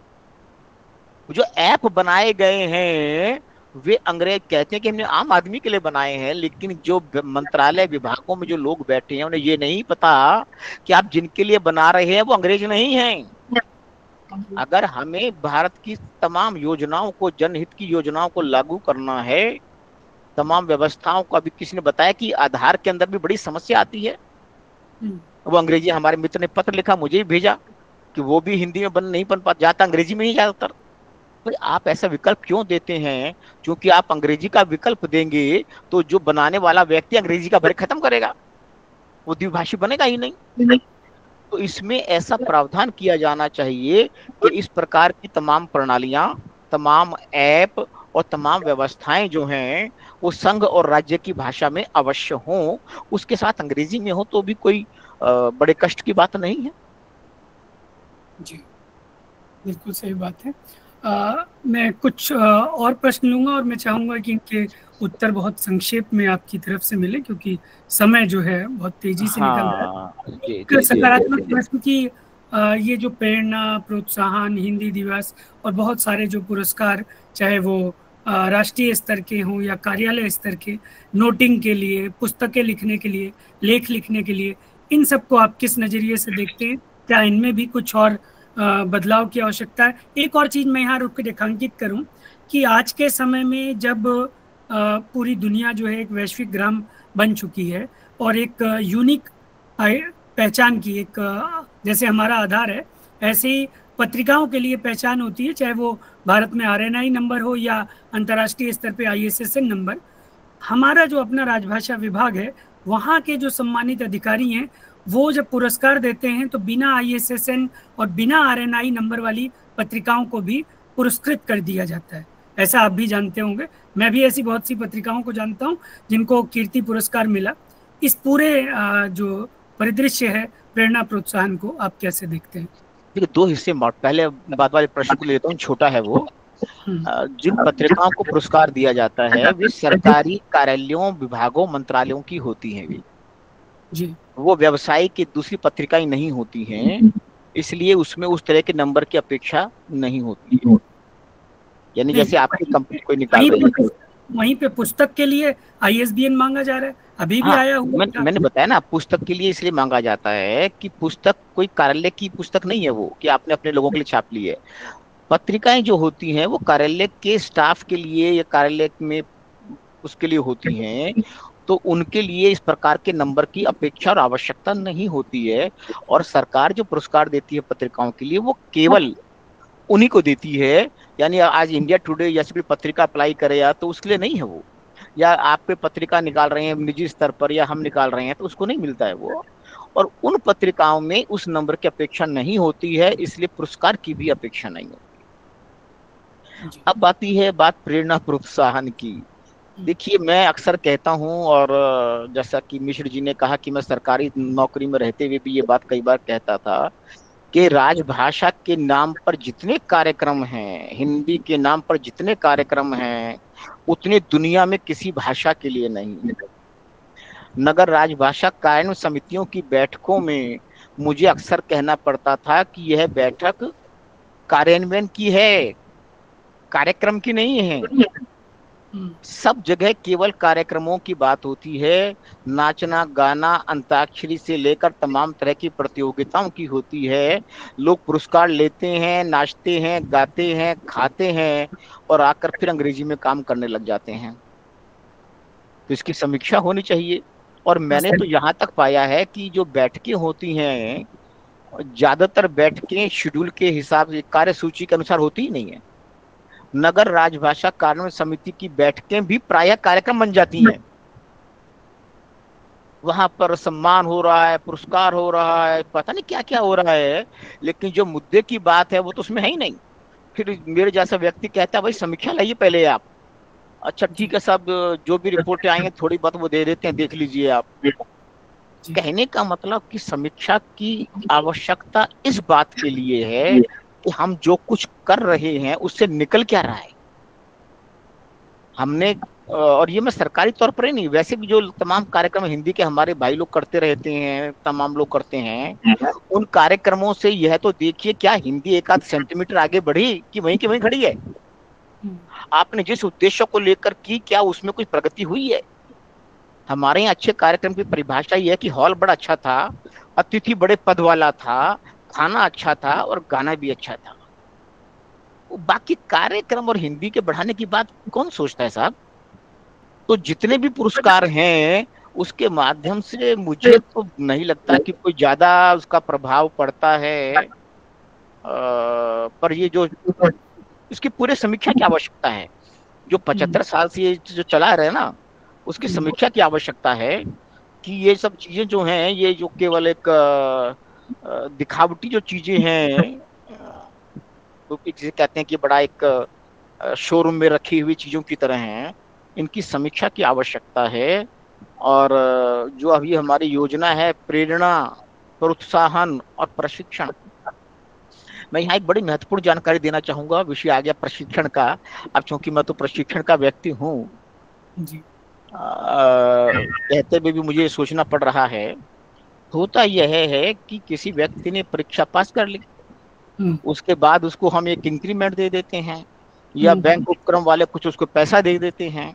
वो पैसा लाता है, खाता है, अपना ऐश करता है और अंग्रेजी में काम करने लग जाता है। और थोड़े दिन में जो सीखा भी था वो भूल जाता है। शून्य से शून्य का सफर। तो एक बड़ी घटना ये है कि जब मैं, ये बात शायद 95-96 की होगी शायद, मुझे लगता है, तो वहां पर एक संसदीय समिति आई और संसदीय समिति का बहुत बड़ा कार्यक्रम रखा गया अपना केंद्र सचिवालय हिंदी परिषद के द्वारा। और मैं संचालन कर रहा था उस कार्यक्रम का। तो मुझे लगा इससे बढ़िया मौका मेरे अपनी बात कहने का मिलेगा नहीं। जो बात मैंने यहाँ कही वह भी वहीं कह दी। वहां पर यही कही मैंने कि साहब ये शून्य से शून्य का सफर है। सरकार का इतना पैसा हर साल खर्च होता है, काम तो 10 पैसे नहीं होता कार्यालयों में। मैंने कहा मेरा एक सुझाव है, लोभ और भय, भय की नीति तो है ही नहीं हमारे यहाँ, लोभ की है। लोभ ऐसा तो दो जिससे कुछ निकले।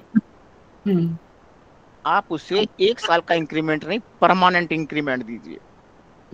और कंडीशन ये लगाइए कि जो व्यक्ति यह लिखकर देगा कि मैं हिंदी में कार्य में करने में सक्षम हूं, नंबर 1, भविष्य में अपना सारा सरकारी कार्यालय में हिंदी में ही करूंगा, नंबर 2, सिवाय उस काम को जो बहुत जरूरी है और विभाग मुझे अंग्रेजी में करने के लिए कहेगा, कुछ हो सकता है कभी, और यदि मैं ऐसा नहीं करता हूं तो मेरा इंक्रीमेंट उसी दिन से ब्रेक हो जाएगा। तो इस जब इतना पैसा कोई छोड़ना नहीं चाहेगा, लगातार इंक्रीमेंट कोई नहीं छोड़ना चाहेगा, तो वो हिंदी में काम करेगा, हमेशा काम करेगा। और जब वो करेगा तो उसके बाद आने वाला भी काम करेगा, दाएं वाला भी काम करेगा, बाएं वाला भी काम करेगा। इस प्रकार सब इंक्रीमेंट लेना चाहेंगे, सब काम करेंगे, और पूरे सरकारी तंत्र में हिंदी फैल जाएगी। उपाध्यक्ष महोदय को मेरी बात समझ में आ गई, और उन्होंने राष्ट्रपति को जो सिफारिशें जाती हैं उसमें इसको शामिल कर दिया। और सबसे खुशी की बात यह कि भारत सरकार ने, राष्ट्रपति जी महोदय ने उस सिफारिश को स्वीकार कर लिया। राष्ट्रपति महोदय के आदेश जारी हो गए कि स्थायी इंक्रीमेंट दिया जाए और ऐसा ऐसा किया जाए। लेकिन साहब, अनकही उसके बाद भी वह लागू नहीं किया गया, राष्ट्रपति के आदेश को भी लागू नहीं किया गया, क्योंकि उस आदेश के माध्यम से तो हिंदी आ जाती। अब आप समझ लीजिए कि नीति और नियत में कितना अंतर है। तो ये बड़ा अच्छा रास्ता था कि हर व्यक्ति अपने आप करेगा, क्योंकि वो करना बंद करेगा तो इंक्रीमेंट खत्म उसका। बिल्कुल। और जब फाइलों में सब में हिंदी आएगी तो आने वाले को भी सुविधा हो जाएगी, क्योंकि सरकारी कार्यालयों में हर व्यक्ति पिछली फाइल देख के नकल करता है अंग्रेजी में, तो हिंदी में भी वो करेगा। जी जी।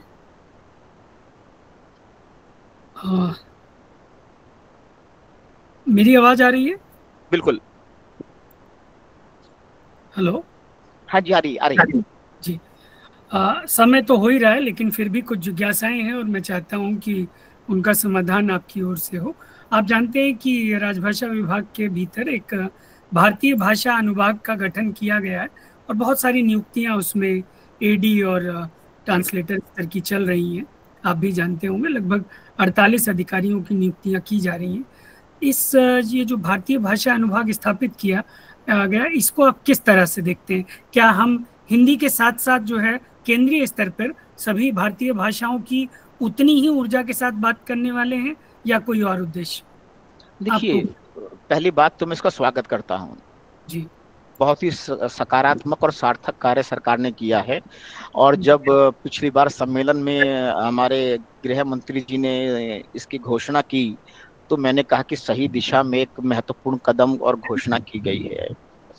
बल्कि मैं तो मिश्री जी में ध्यान चलाना चाहूंगा, मैं तो इससे आगे बढ़कर सोच रहा हूँ कि हम एक मंत्रालय बनाना चाहिए, भारतीय भाषा मंत्रालय जी, और उसमें राजभाषा विभाग एक विभाग हो। क्योंकि इससे एक बड़ा गलत संदेश जा रहा है कि भारत सरकार तो हिंदी को बढ़ाना चाहती है, हमारी भाषाओं की तो किसी को परवाह नहीं है। इससे ईर्ष्या द्वेष पैदा होता है, हर आदमी के अपनी भाषा के प्रति एक प्रेम होता है, और उसमें इस प्रकार की चीजें की जाएं कि जिससे कि संपर्क भाषा के रूप में हिंदी और अन्य भाषाओं को भी आगे लाया जाए, उनको भी उसी प्रकार का स्तर दिया जाए और कुछ उनके लिए भी प्रोत्साहन की व्यवस्थाएं हों। तो मुझे लगता है कि एक रणनीतिक दृष्टि से भारत सरकार ने बहुत अच्छा कदम उठाया, मुझे कम से कम ऐसा लगता है। और एक बात और भी है कि तमाम भारतीय भाषाओं की समस्याएं समान हैं, स्थिति भी लगभग समान है, प्रौद्योगिकी भी समान है, तो भाई सबको लेकर चलिए तो अच्छा ही होगा। इसी दिशा में मेरा एक छोटा सा प्रश्न ये है कि अंग्रेजी का जो स्थान अभी राजकाज की भाषा में है, वो पूरा का पूरा हमारी भारतीय भाषा है, ना सिर्फ हिंदी, संविधान की जो मतलब 8वीं अनुसूची की 22 भाषाएं हैं वो सब, और बाकी जो भारतीय भाषाएं हैं वो अंग्रेजी का स्थान ले लें। इसके लिए क्या कदम सरकारी स्तर पर और हमें निजी स्तर पर क्या क्या कदम उठाने की आवश्यकता? देखिए, मैं एक बात हमेशा कहता हूँ, 2 कदम है उसके अंदर। एक तो सरकार कदम उठा रही है थोड़ा बहुत कम ज्यादा, जैसा कि भारतीय भाषाओं में शिक्षा के लिए सॉफ्टवेयर बनाए गए हैं, उनके माध्यम से इंजीनियरिंग की पढ़ाई होने लगी है, मध्य प्रदेश में तो मेडिकल की पढ़ाई भी होने लगी है। और उसमें सरकार ने, मध्य प्रदेश सरकार ने तो उनको जो हिंदी माध्यम से पास कर रहा है मेडिकल की पढ़ाई, उसको कुछ पैसा अच्छा खासा वो भी देना शुरू किया है। तो ये बड़े सार्थक कदम हैं। लेकिन थोड़ा पीछे की तरफ जाता हूँ, जब ये अटल बिहारी वाजपेयी हिंदी विश्वविद्यालय के कुलपति जी ने मुझे बुलाया और यहाँ पर कई घंटे हमारी चर्चा हुई। तो मैंने उनसे एक बात कही, मैंने कहा साहब एक बात मैं कहूँ, बुरा मत मानिएगा आप, क्योंकि मैं जैसे कहा कि सीधी सच्ची बात कहने वाला आदमी हूँ। मैंने कहा एक बच्चा 5 साल 4 साल पढ़ाई करेगा इंजीनियरिंग की आपके पास, और कल को जाकर उसे रोजगार नहीं मिलेगा, तो आप उसको फ्री में पढ़ाएं, वजीफा देकर पढ़ाएं, वो 4 साल क्यों बर्बाद करेगा अपने? इसके लिए जरूरी है कि रोजगार की व्यवस्था की जाए।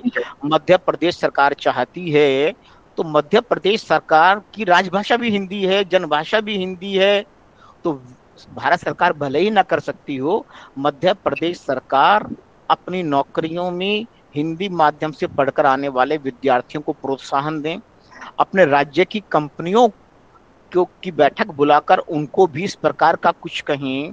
कहने का मतलब कि भाषा एक ही चलती है दुनिया में। एक बार हम हमारे सम्मेलन में, वैश्विक हिंदी सम्मेलन में, गवर्नर महोदया ने कहा था, मृदुला सिन्हा जी थी, कि भाषा वो चलती है जो पेट की और हृदय की होती है। मैंने उसमें थोड़ा संशोधन अपने स्तर पर किया है, हृदय को भी वही भाषा भाती है जो पेट की होती है। जी।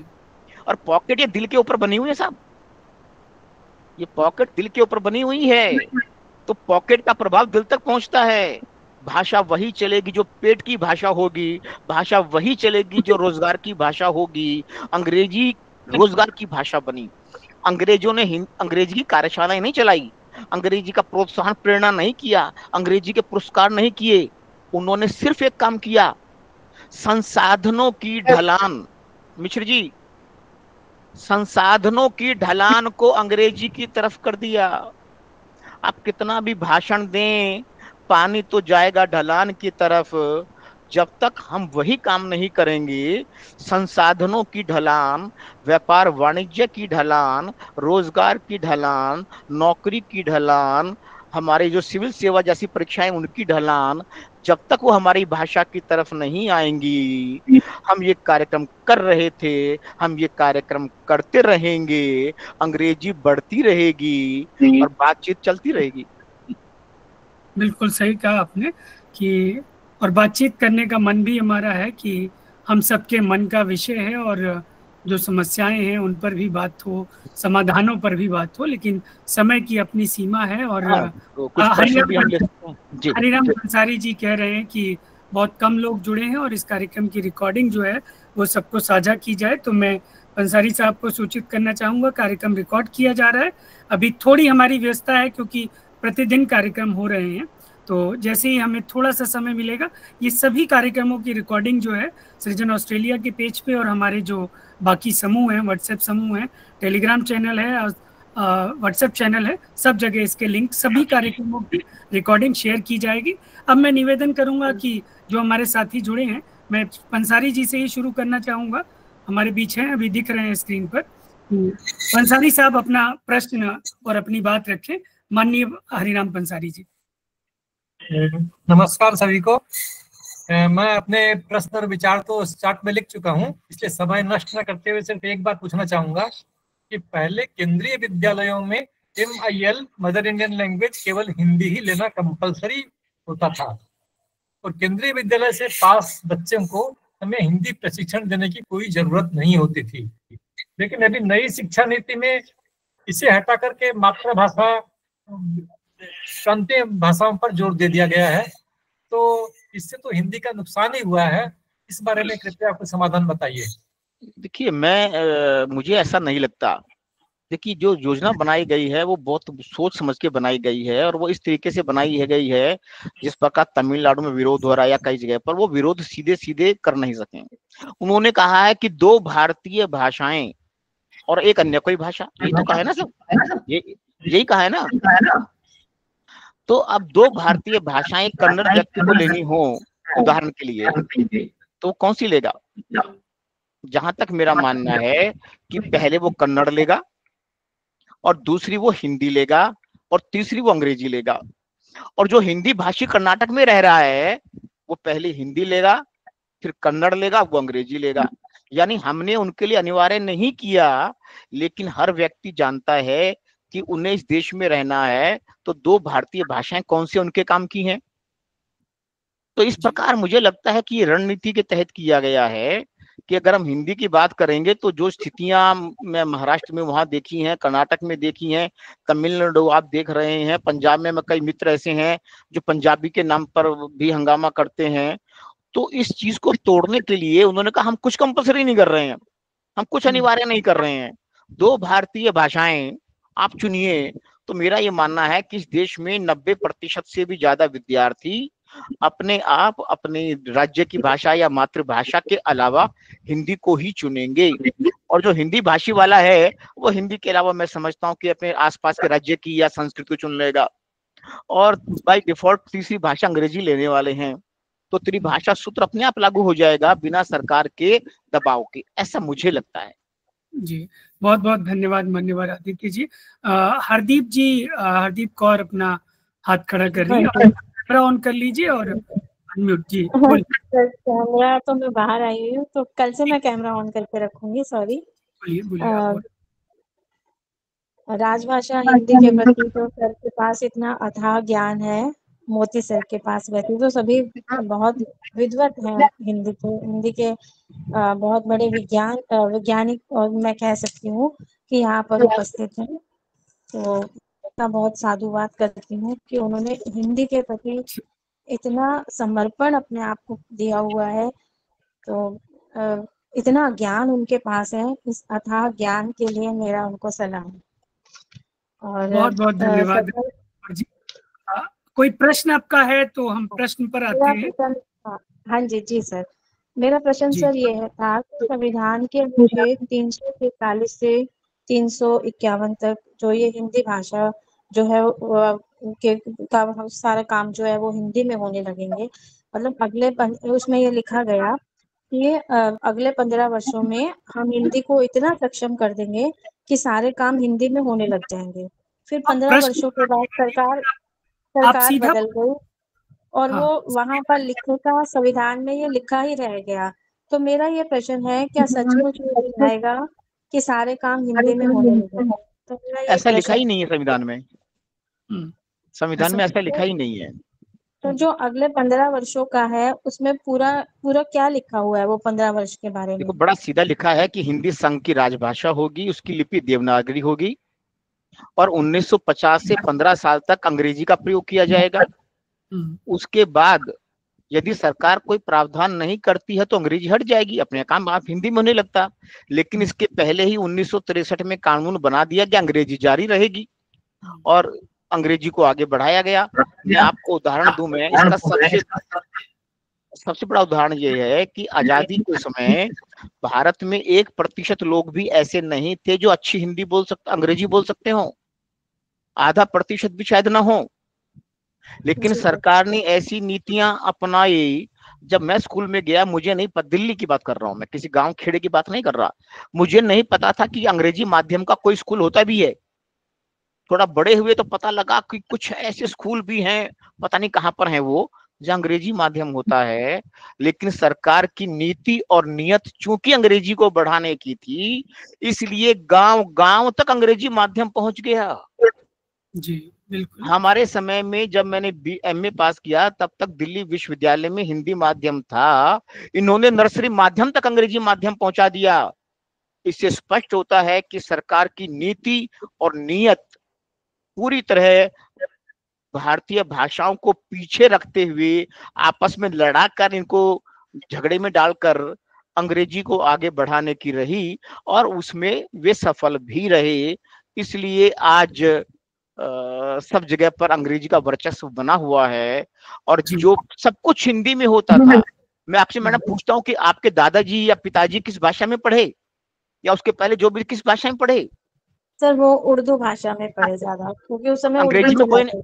हाँ, उर्दू पंजाब हरियाणा में उर्दू में चलता था। मेरे कहने का मतलब कि अंग्रेजी माध्यम नहीं था कहीं भी। सर मैं खुद गवर्नमेंट स्कूल से पढ़ी हूँ और जहाँ छठी में पंजाबी लगी थी वो इंग्लिश लगी थी। तो मेरे कहने का मतलब ये है कि सरकार की नीति अंग्रेजी को बढ़ाने की थी, इसलिए सारी भारतीय भाषाएं, केवल हिंदी की बात मैं नहीं कर रहा हूँ। अब तमिलनाडु में तमिल में पढ़ाई नहीं होती है, कर्नाटक में कन्नड़ में नहीं होती है, बंगाल में बांग्ला में नहीं होती है, महाराष्ट्र में मराठी में नहीं होती है। अब गली गली मोहल्ले मोहल्ले तक कॉन्वेंट, अंग्रेजी, फलाना पब्लिक स्कूल, पहुंच चुके हैं, तो ये क्या आपको लगता है कि बिना सरकार की नीति और नियत के हुआ है? ये है अनकही। बिल्कुल बिल्कुल सही कह रहे हो सर। बात कर रहे हैं पंजाबी को आगे बढ़ाओ, बात कर रहे हैं गुजराती को आगे बढ़ाओ, बात कर रहे हैं मराठी को आगे बढ़ाओ, बढ़ा रहे हैं अंग्रेजी को। बिल्कुल सर सही कह रहे हैं। हरदीप जी, आपने जो संवैधानिक प्रावधानों की बात की, वो सभी प्रावधान चैट बॉक्स में लिंक डाल दिया गया है।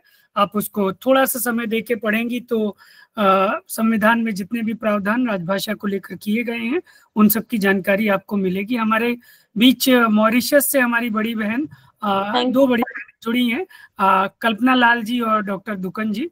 मैं सबसे पहले निवेदन करूंगा, यदि बहन कल्पना लाल जी का कोई प्रश्न हमारे आज के अतिथि माननीय डॉक्टर मोतीलाल गुप्ता जी से है तो आप सादर आमंत्रित हैं। बहन कल्पना लाल जी।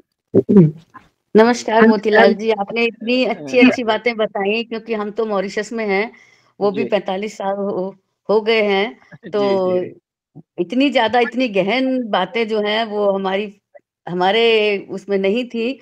आपसे काफी कुछ सीखने को मिला, और बहुत सी ऐसी चीजें हैं कि जिनको हम सोच नहीं सकते हैं पहले से, क्योंकि ये हो जाता है ना कि आप जिस वातावरण में रहते हैं उस वातावरण के ही हो जाते हैं।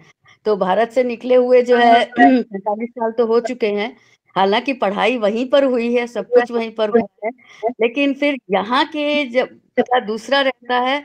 और भारत में सबसे अच्छी बात आपने जो ये बताई कि उसके पीछे, अंग्रेजी को लाने के पीछे जो उनका मंतव्य था वो हिंदी को पीछा करना था। हिंदी पीछे रहेगी तभी अंग्रेजी आगे बढ़ेगी, और इसमें वो सफल भी हुए, अब भी सफल हैं, और पता नहीं कब वो दिन आएगा जब जो है हिंदी अपनी सही जगह पर पहुंच पाएगी। हमारा सुप्रीम कोर्ट भी उनके साथ खड़ा हुआ है। मैं आपको यहाँ एक बात और बता दूं, हमारा सुप्रीम कोर्ट भी उन्हीं के साथ खड़ा हुआ है। कर्नाटक सरकार ने जब कर्नाटक में कन्नड़ भाषा को प्राथमिक कक्षाओं में अनिवार्य किया तो सारे पब्लिक स्कूल वाले सुप्रीम कोर्ट पहुंचे, और सुप्रीम कोर्ट ने मुझे समझ में नहीं आया कि उन्होंने कहा समानता के अधिकार के अनुसार बच्चे को और उनके माँ बाप को और स्कूल वालों का अधिकार है अंग्रेजी पढ़ाएं। इसमें समानता का अधिकार कहाँ से आ गया भाई? नहीं, यहाँ पर कुछ जो है वो माता पिता को भी सोचना चाहिए, वो भी नहीं सोचते हैं। उन्हें भी ये लगता है कि जब अंग्रेजी नहीं पढ़ेंगे बच्चे आगे नहीं बढ़ेंगे। नहीं, वो सच सोच रहे हैं, क्योंकि भारत में अंग्रेज जो कुछ भी आगे बढ़ने के रास्ते हैं वो अंग्रेजी से ही जाते हैं, भारतीय भाषाओं के माध्यम से जाएंगे। हर जगह उन्होंने दीवार खड़ी की हुई है, आप यहाँ गिरेंगे नहीं तो आगे गिरेंगे, नहीं तो वहां गिरेंगे।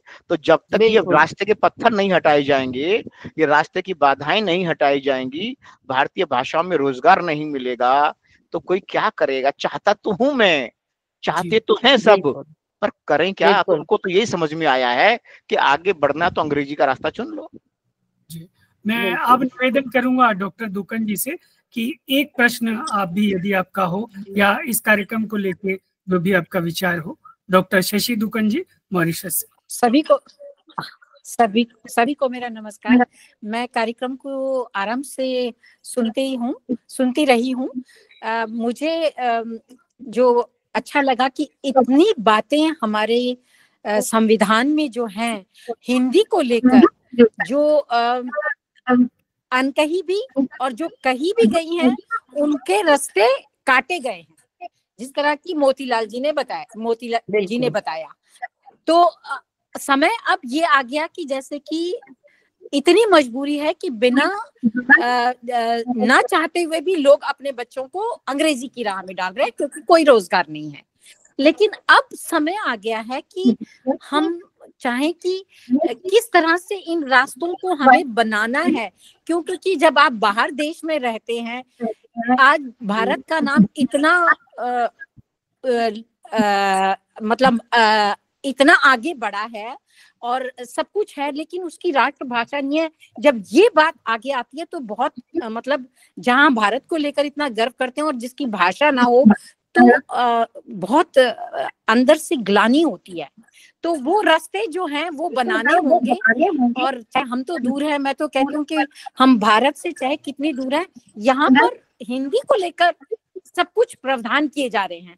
तो भारत में क्यों अभी तक ये रास्ते जो हैं ये जो रास्ते में कांटे आ रहे हैं इनको हटाने के लिए कौन लोग हैं जो इस रास्ते में जो है रोड़े अटका रहे हैं, ये समझ में बात आनी चाहिए। और कहीं ना कहीं मेरे को खुद मालूम है, जैसे अभी कुछ देर पहले हरदीप ने कहा, मैं विज्ञान की छात्र थी, मैंने हिंदी माध्यम से विज्ञान किया, और जब मैं मॉरिशस में आई तो यहाँ पर हिंदी का उतना बोलबाला नहीं था, तो मेरे लिए कोई रास्ता नहीं था, जबकि मेरे पास मेरा विषय हिंदी नहीं था, सिर्फ मेरी मातृभाषा थी हिंदी, उससे मुझे यहाँ काम मिला, उससे मुझे, मेरे पास विषय नहीं था हिंदी।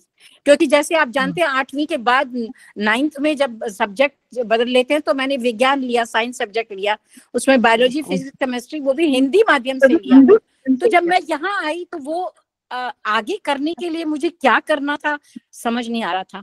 तो फिर हमारे पतिदेव ने कहा कि तुम हिंदी को लेकर आगे बढ़ो।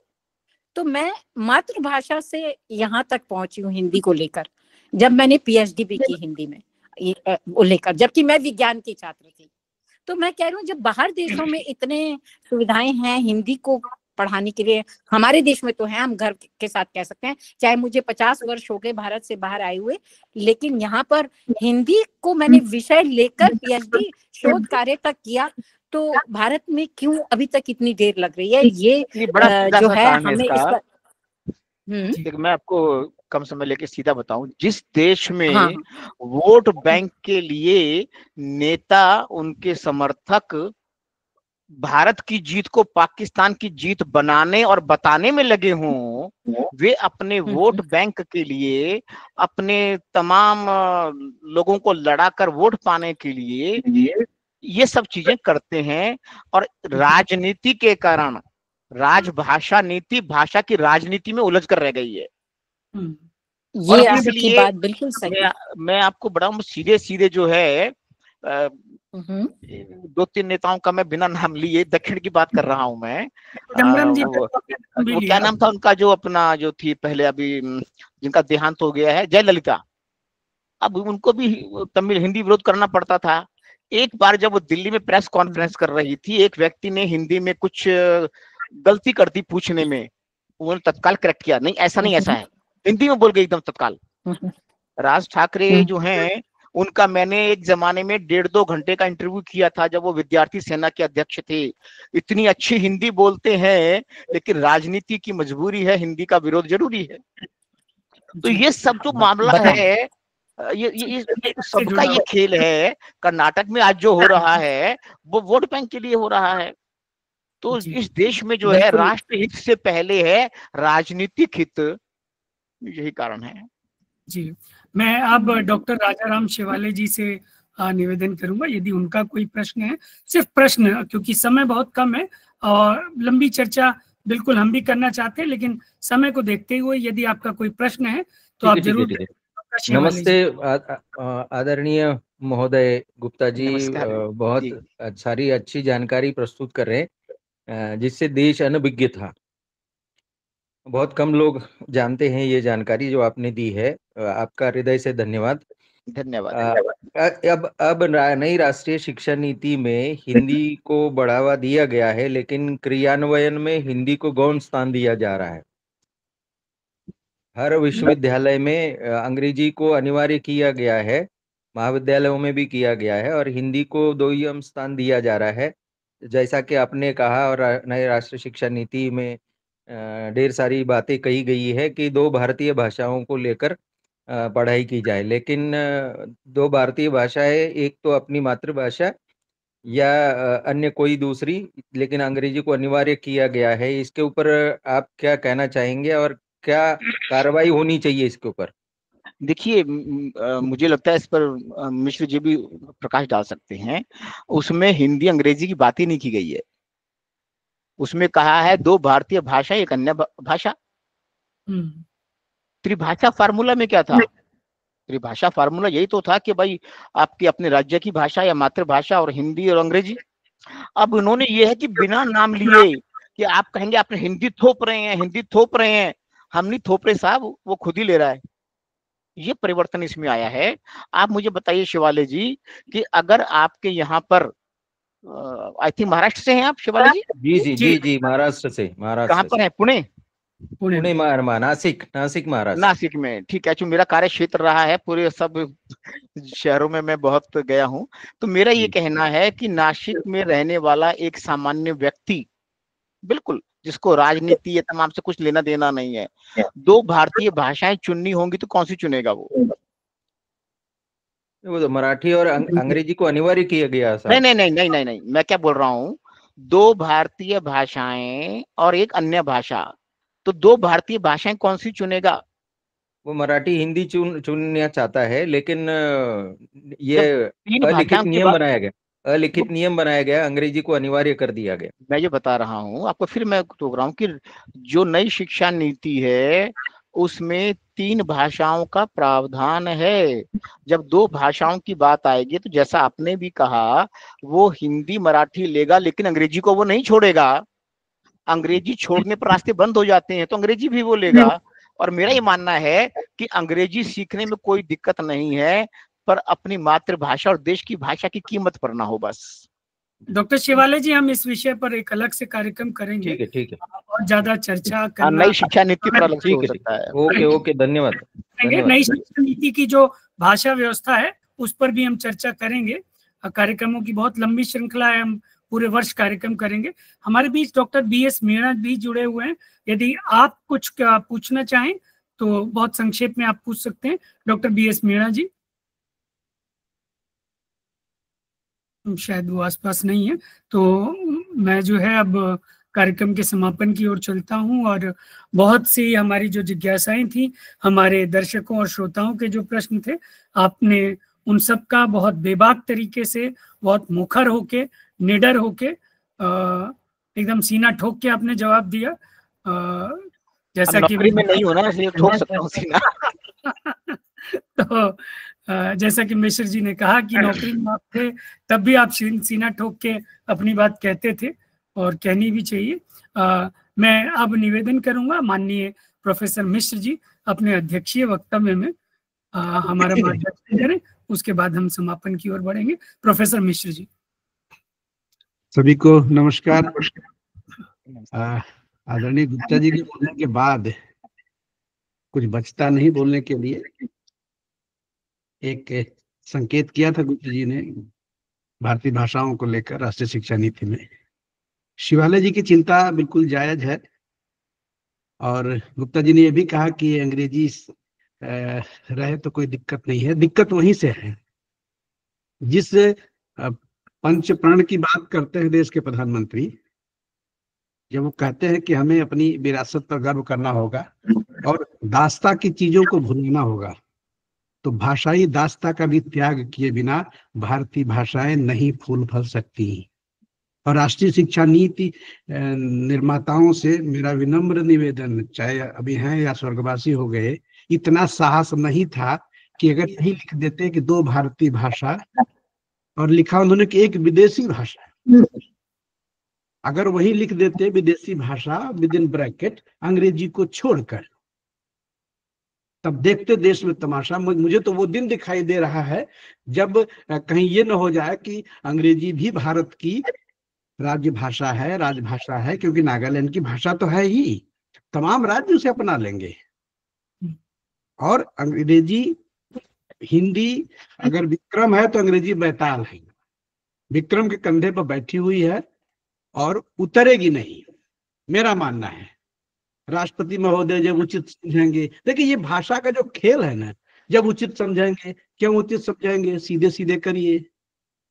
तब मुझे फिर बरबस याद आता है जो टर्की का था, कमल पाशा। तो भारत जैसे लोकतांत्रिक देश में दिक्कत है। मैं तो उत्तर प्रदेश का हूं, उत्तर प्रदेश की सरकार को लानत भेज रहा हूं।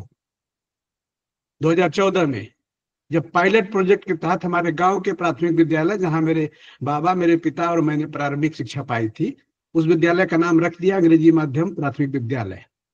न वहां कोई ब्रिटिश की कॉलोनी बनाई गई, हाँ अलबत्ता जो 2-4 जनजातियां थी वो कन्वर्ट हो गई है, बस और कुछ हुआ नहीं है। ये क्यों भाई, कौन सा पायलट प्रोजेक्ट? इसका मतलब कि हम पंचप्रण की बात देश का प्रधानमंत्री लाल किले से तो करता है, लेकिन देश का एक राज्य का मुख्यमंत्री पायलट प्रोजेक्ट चलाता है, क्योंकि उसके दिमाग में भी वो उपनिवेश की जो दास्ता है, उस दास्ता से वो मुक्त नहीं है। हम आप नहीं है। आज भी हमें लगता है अंग्रेजी के बिना काम नहीं चलेगा। बिल्कुल काम चलेगा। दुनिया काम चला रही है, केवल हमारे आपके जो तथाकथित जो देश है, गुलाम देश, वही ये समस्या है, क्योंकि हमारे डीएनए में भाषा शामिल हो गई है। और भारत की जनता तो भीरू है, और भीरू जनता को भ्रमित करना सबसे आसान है। तब आप हिंदी को राजभाषा के मुखौटे के रूप में सामने रख देते हैं, लेकिन वो मुखौटा मिट्टी का है, धीरे धीरे गलने लगता है। जब गलता है तो मुखौटे के नीचे एक सजीव, चालाक, धूर्त अंग्रेजी का चेहरा चस्पा किया हुआ है, और उस राजनीतिक कुचक्र के हर आघात को हिंदी ही नहीं, मैं तो बार बार कहता हूँ, भारतीय भाषाएं सहती रही हैं।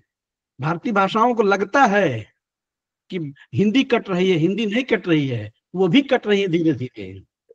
और धीरे धीरे जब मुखौटा जब गलने लगा, अंग्रेजी का क्रूर और चालाक चेहरा सामने आने लगा, लोगों को तो अब भी संतोष नहीं हुआ है। जिस 348 के तहत हिंदी का गला घोटा गया, जिसकी चर्चा कर रहे थे, और सर्वोच्च न्यायालय, उच्च न्यायालय सब मौन है। वो अब तो भला स्वीकार भी करने लगे, नहीं तो कहते थे कानून की प्रामाणिक भाषा केवल अंग्रेजी होगी। हिंदी में लिखे हुए फैसले में अगर कभी विवाद उत्पन्न हुआ तो अंग्रेजी वाला फैसला मान्य होगा। ये तमाम चीजें हैं जिस पर विचार किए जाने की जरूरत है। और हिंदी पर एक बार नहीं, भारतीय भाषाओं को एक बार नहीं, अनेकों बार वज्रपात हुआ है। और स्वयं जब बैठे हुए लोग भाषा विशेष के प्रति प्रतिबद्ध होंगे, उनके प्रति या कह लीजिए भाषा परस्त होंगे, तो ये दिक्कत आएगी। सवाल ये नहीं है, सवाल ये है कि अब हम उस दास्ता से क्या मुक्ति चाहते हैं, उसको शासन काल में जो कुछ उल्टा सीधा हुआ है, क्या उसे हम, एक तरफ तो हम कहते हैं कि 7 महाद्वीपों में हिंदी का सूर्य कभी अस्त नहीं हो रहा है, भारत में क्या स्थिति है जी। और 7 समुंदर पार से आए हुए अंग्रेज अधिकारी भी जनता से संवाद की भाषा टूटी फूटी हिंदी थी या भारतीय भाषाएं थी? उनके संवाद की भाषा, क्योंकि लेकिन हमारे यहाँ संवाद की भाषा अंग्रेजी हो गई। तो जनता की भाषा, सत्ता की भाषा के बीच का जो अंतर है, ढेर सारी विसंगतियां, कितना गिनाऊं मैं। और धारा 348 से प्रभावित होकर हमारे गुवाहाटी विश्वविद्यालय, अब तो खैर उसने सुधार कर लिया, पीएचडी हिंदी की और अन्य भारतीय भाषाओं की थीसिस अंग्रेजी में लिखी जाएगी। भला बताइए, क्या इतनी अक्षम है हमारी भाषाएं? और वहीं असमिया में लिखी जाएगी। और भारत का गृह मंत्रालय, जिसने राजभाषा के प्रचार प्रसार का ठेका ले रखा है, प्रतिवर्ष अरबों रुपए खर्च होते हैं गुप्ता जी। राजभाषा का जो हाल है अब तो मैं कहना ही छोड़ चुका हूं। और अच्छा है, हर बड़े नगर में आपने नराकाश बना दिया है, तो नराकाश में नरक की ही अनुभूति मुझे होती है। मैं कहता भी हूँ कि भाई जो नराकाश है तो वो भी कुछ नहीं। और उससे बड़ा दुर्भाग्य और क्या होगा कि हिंदी राजभाषा के रूप में अपने स्वर्ण जयंती मनाए, चाहे जितनी भी जयंतियां मनाए, जितने भी विश्व हिंदी सम्मेलन हो जाए। विश्व हिंदी सचिवालय बना तो है, जब मैं वहां गया था, दुकान मैडम है शशि जी, 90% काम अंग्रेजी में होता था। वहां के लोगों को पता नहीं था कि कार्यसूची क्या है, कार्यवृत्ति क्या है। 90% काम अंग्रेजी में। इससे बड़ी विडंबना हिंदी का प्रचार करने के लिए हम गए हुए हैं और 90% काम अंग्रेजी में होता है। क्या कहा जाए? इजी की राष्ट्रभाषा हिंदी हो सकती है, भारत की नहीं हो सकती। तो ढेर सारे कट अनुभव अपने को हैं, लेकिन हम हिंदी सेवियों का हृदय बड़ा अधीर है। अनेक अनुत्तरित प्रश्न मंथन पैदा तो कर रहे हैं। हिंदी का जनमानस इतना गरीब कभी नहीं हुआ था, और विषय भी निराशाजनक कभी नहीं था। याद करें या रोदन करें, फिर निराशा और त्याग का जो स्वभाव का जो तेज झंझावात हम पैदा करें। आज न गांधी है, न पुरुषोत्तम दास टंडन है। एक प्रश्न हृदय को बेधता रहेगा कि हिंदी को राष्ट्रीय गौरव तथा एकता की भाषा माने कि न माने। व्यक्ति और देश की पहचान जिस भाषा में हो, जो हमारी संस्कृति और सत्ता का अंग हो, जो हमारे सपनों की भाषा हो, हमारे अपनों की भाषा हो। राष्ट्रभाषा, राजभाषा, जो भी कहिए, ऊंच भाषा, महारानी, दासी, जितने भी मुहावरे कर सकते हैं आप गढ़िए, लेकिन शायद ही संसार की किसी राष्ट्रभाषा के साथ इतना खिलवाड़, ऐसा इतना खिलवाड़ या छद्म या भेद मतभेद किया गया और राजनीतिक विद्रोह तक की स्थिति आई। और इस राष्ट्रद्रोह का नैतिक दायित्व तो किसके सर पर डाला जाए? देश जब गुलाम था तो देश में लगभग 600 रियासतें काम करती थी और उनके कामकाज की भाषा भारतीय भाषाएं थी। जब देश विद्या के बड़े केंद्र यहाँ थे, दुनिया भर से लोग पढ़ने आते थे, तो यहाँ अंग्रेजी माध्यम से पढ़ाई नहीं होती थी, वो आते थे यहाँ की भाषा सीखते थे। आज भी हमारे बच्चे जर्मनी में जाते हैं, जापान में जाते हैं तो 6 महीने जर्मन सीखते हैं, तो वहां की उच्च शिक्षा ग्रहण करते हैं। भारत सबसे आसान देश है, खाला का घर है कि रहूं आई आते हैं, और यहाँ तो भाषा है ही एक। तो समय चूंकि कम है, कभी इस पर अलग से बात होगी। और पिछले जो 70-78 साल का जादू टोना है, वो जादू टोना बना रहे, स्वाधीन भारत की संसद इसी तरह से अपनी कार्रवाई करती रहे, संसदीय समितियां जाती रहे, काजू किशमिश गिलास टूटते फूटते रहे, क्या फर्क पड़ता है? सरकार, संसद, योजनाएं, न्याय, शिक्षा उसके लिए एक प्लस बनकर रह जाएगा। कम से कम गुलामी के दिनों में अदालतों में होने वाले फैसले को समझना तो था, समझा दिया जाता था उससे उसकी जबान में। आज तो जब फैसला हो जाता है तो उसका वकील बताता है मुकदमा हार गए तुम, भाई चलो बाहर निकलो, या तुम्हें फांसी हो गई। तो इसके लिए किसे दोष दे? किसी जमाने में विपक्ष की राजनीति के हथियार के रूप में हिंदी देश की संसद में नहीं बल्कि संयुक्त राष्ट्र में पहुंची थी। क्या हुआ? पिछले वर्षों की आप संसदीय कार्यवाहियों को देख लीजिए तो आपको समझ में आएगा, भयानक तस्वीर उभरती है। और आज मुझे नहीं लगता है कि हम समर्थ नहीं है। मैं पंसारी जी को पढ़ रहा था तो थोड़ा व्याकरण को लेकर चिंतित थे। व्याकरण की कठिनाई तो है हिंदी में, हिंदी संस्कृत से भी कठिन है उस अर्थ में अगर देखें तो। संस्कृत इतनी छूट है कि कर्ता क्रिया जहाँ कहीं भी बिठा दीजिए वहां नपुंसक लिंग है, जो भी चाहिए कर दीजिए। उस हिसाब से हिंदी की थोड़ी दूर होता हिंदी में है। लिपि की आपने बात की, लिपि अच्छी लिपि, देवनागरी से अच्छी वैज्ञानिक कोई लिपि नहीं हो सकती, लेकिन लिखेंगे हम वही। दुनिया के तमाम विदेशी भाषाएं जहां से आती हैं हमारी। जब मैं गया वहां, मेरा कार्यालय क्यूपिप में था, मुझे नहीं पता था, किसी मित्र ने पूछा कि आपका कार्यालय सचिवालय कहाँ है? हमने कहा क्यूरे पाइप में है, क्योंकि क्यूपिप की स्पेलिंग CURE पाइप था।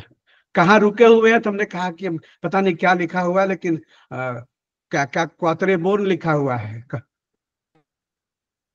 अब बताइए, तो वो भाषाएं तो जैसी बोली जाती है उसे लिखी नहीं जाती है। तो ऐसी समृद्ध लिपि, ऐसी समृद्ध भाषा, लेकिन अंग्रेजी दुनिया की सबसे कमजोर और क्या कहेंगे भ्रष्टतम भाषा है। उसके विद्वानों ने कहा कि अंग्रेजी भ्रष्टतम भाषा है व्याकरण और उसको लेकर के, लेकिन कहने वाली कोई बात नहीं। कोई मैं पहला व्यक्ति नहीं हूँ जिस तरह की बात कर रहा हूँ, और न ही मैं वोट के लिए कुछ कह रहा हूँ कि संसद में 10-12 लोग जुड़े हमें चुन करके राष्ट्रपति बना देंगे, ऐसा कुछ नहीं है। हिंदी का विद्यार्थी हूँ, हिंदी का पक्षधर हूँ और हिंदी तरफ क्षेत्र में रहा हूँ। हिंदी के दर्द को, हिंदी के दर्श को जिया है मैंने। हिंदी बोलने पर लोग लालत मलाम करते थे, बोलते थे क्या बहिरागत है, आज भी बोलते हैं। लेकिन आखिर हिंदी ने ऐसा कौन सा अक्षम में अपराध कर दिया कि उसे अछूत समझे जाने लगा? राष्ट्रीय स्तर पर हिंदी भाषी जो राज्य है वहां होने वाले अगर भ्रष्टाचार है तो क्या ठप्पा लग जाता है? हिंदी वाले सब ऐसे ही होते हैं। वह भाषा कहाँ बेचारी आ जाती है? अपराध हिंदी भाषी का और नाम हिंदी का लग जाए, तो ये बहस का विषय है। इसके पीछे हिंदी को तथाकथित जो राजभाषा का झूठा सम्मान मिला है, और यदि ऐसा नहीं है तो हिंदी प्रदेशों की राजनीति, भ्रष्टाचार यानी जो सामाजिक धार्मिक स्वार्थ के पीछे भला हिंदी का क्या हाथ हो सकता है? तो तमाम चीजें हैं जिससे बाहर निकलने की जरूरत है। और मुझे राष्ट्रीय शिक्षा नीति से उम्मीद है, लेकिन जो राज्य सरकारें हैं अगर जब तक वो समझेंगे, सक्षम नहीं होगी।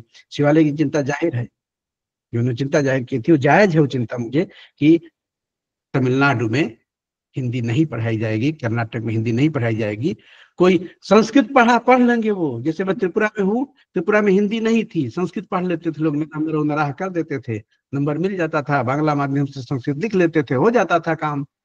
वही होगा, आप देखेंगे कि एक बीच का रास्ता हम भारतीय खोज लेते हैं, या पास पड़ोस की कोई भाषा ले लेंगे, लेकिन हिंदी को राष्ट्रीय शिक्षा नीति में जगह नहीं मिलने वाली, बल्कि नुकसान होने का खतरा मुझे दिख रहा है।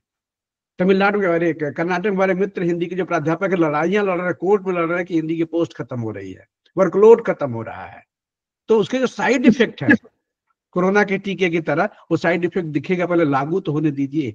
तो बहुत मुझे खुशी नहीं है, अगर लागू हो जाए तो अच्छी बात है, लेकिन किसी न किसी को कमाल पाशा बनना होगा। हमारे आपके बीच से कोई न कोई कमाल पाशा पैदा हो जाए जो रातों रात कह दे कि नहीं भाई ये भाषा रहेगी, अन्य भाषाओं के सम्मान के साथ हिंदी की सहोदरा भाषाएं रहेंगी, उन्हें विश्वास दिलाना होगा हमें कि आपके साथ ही।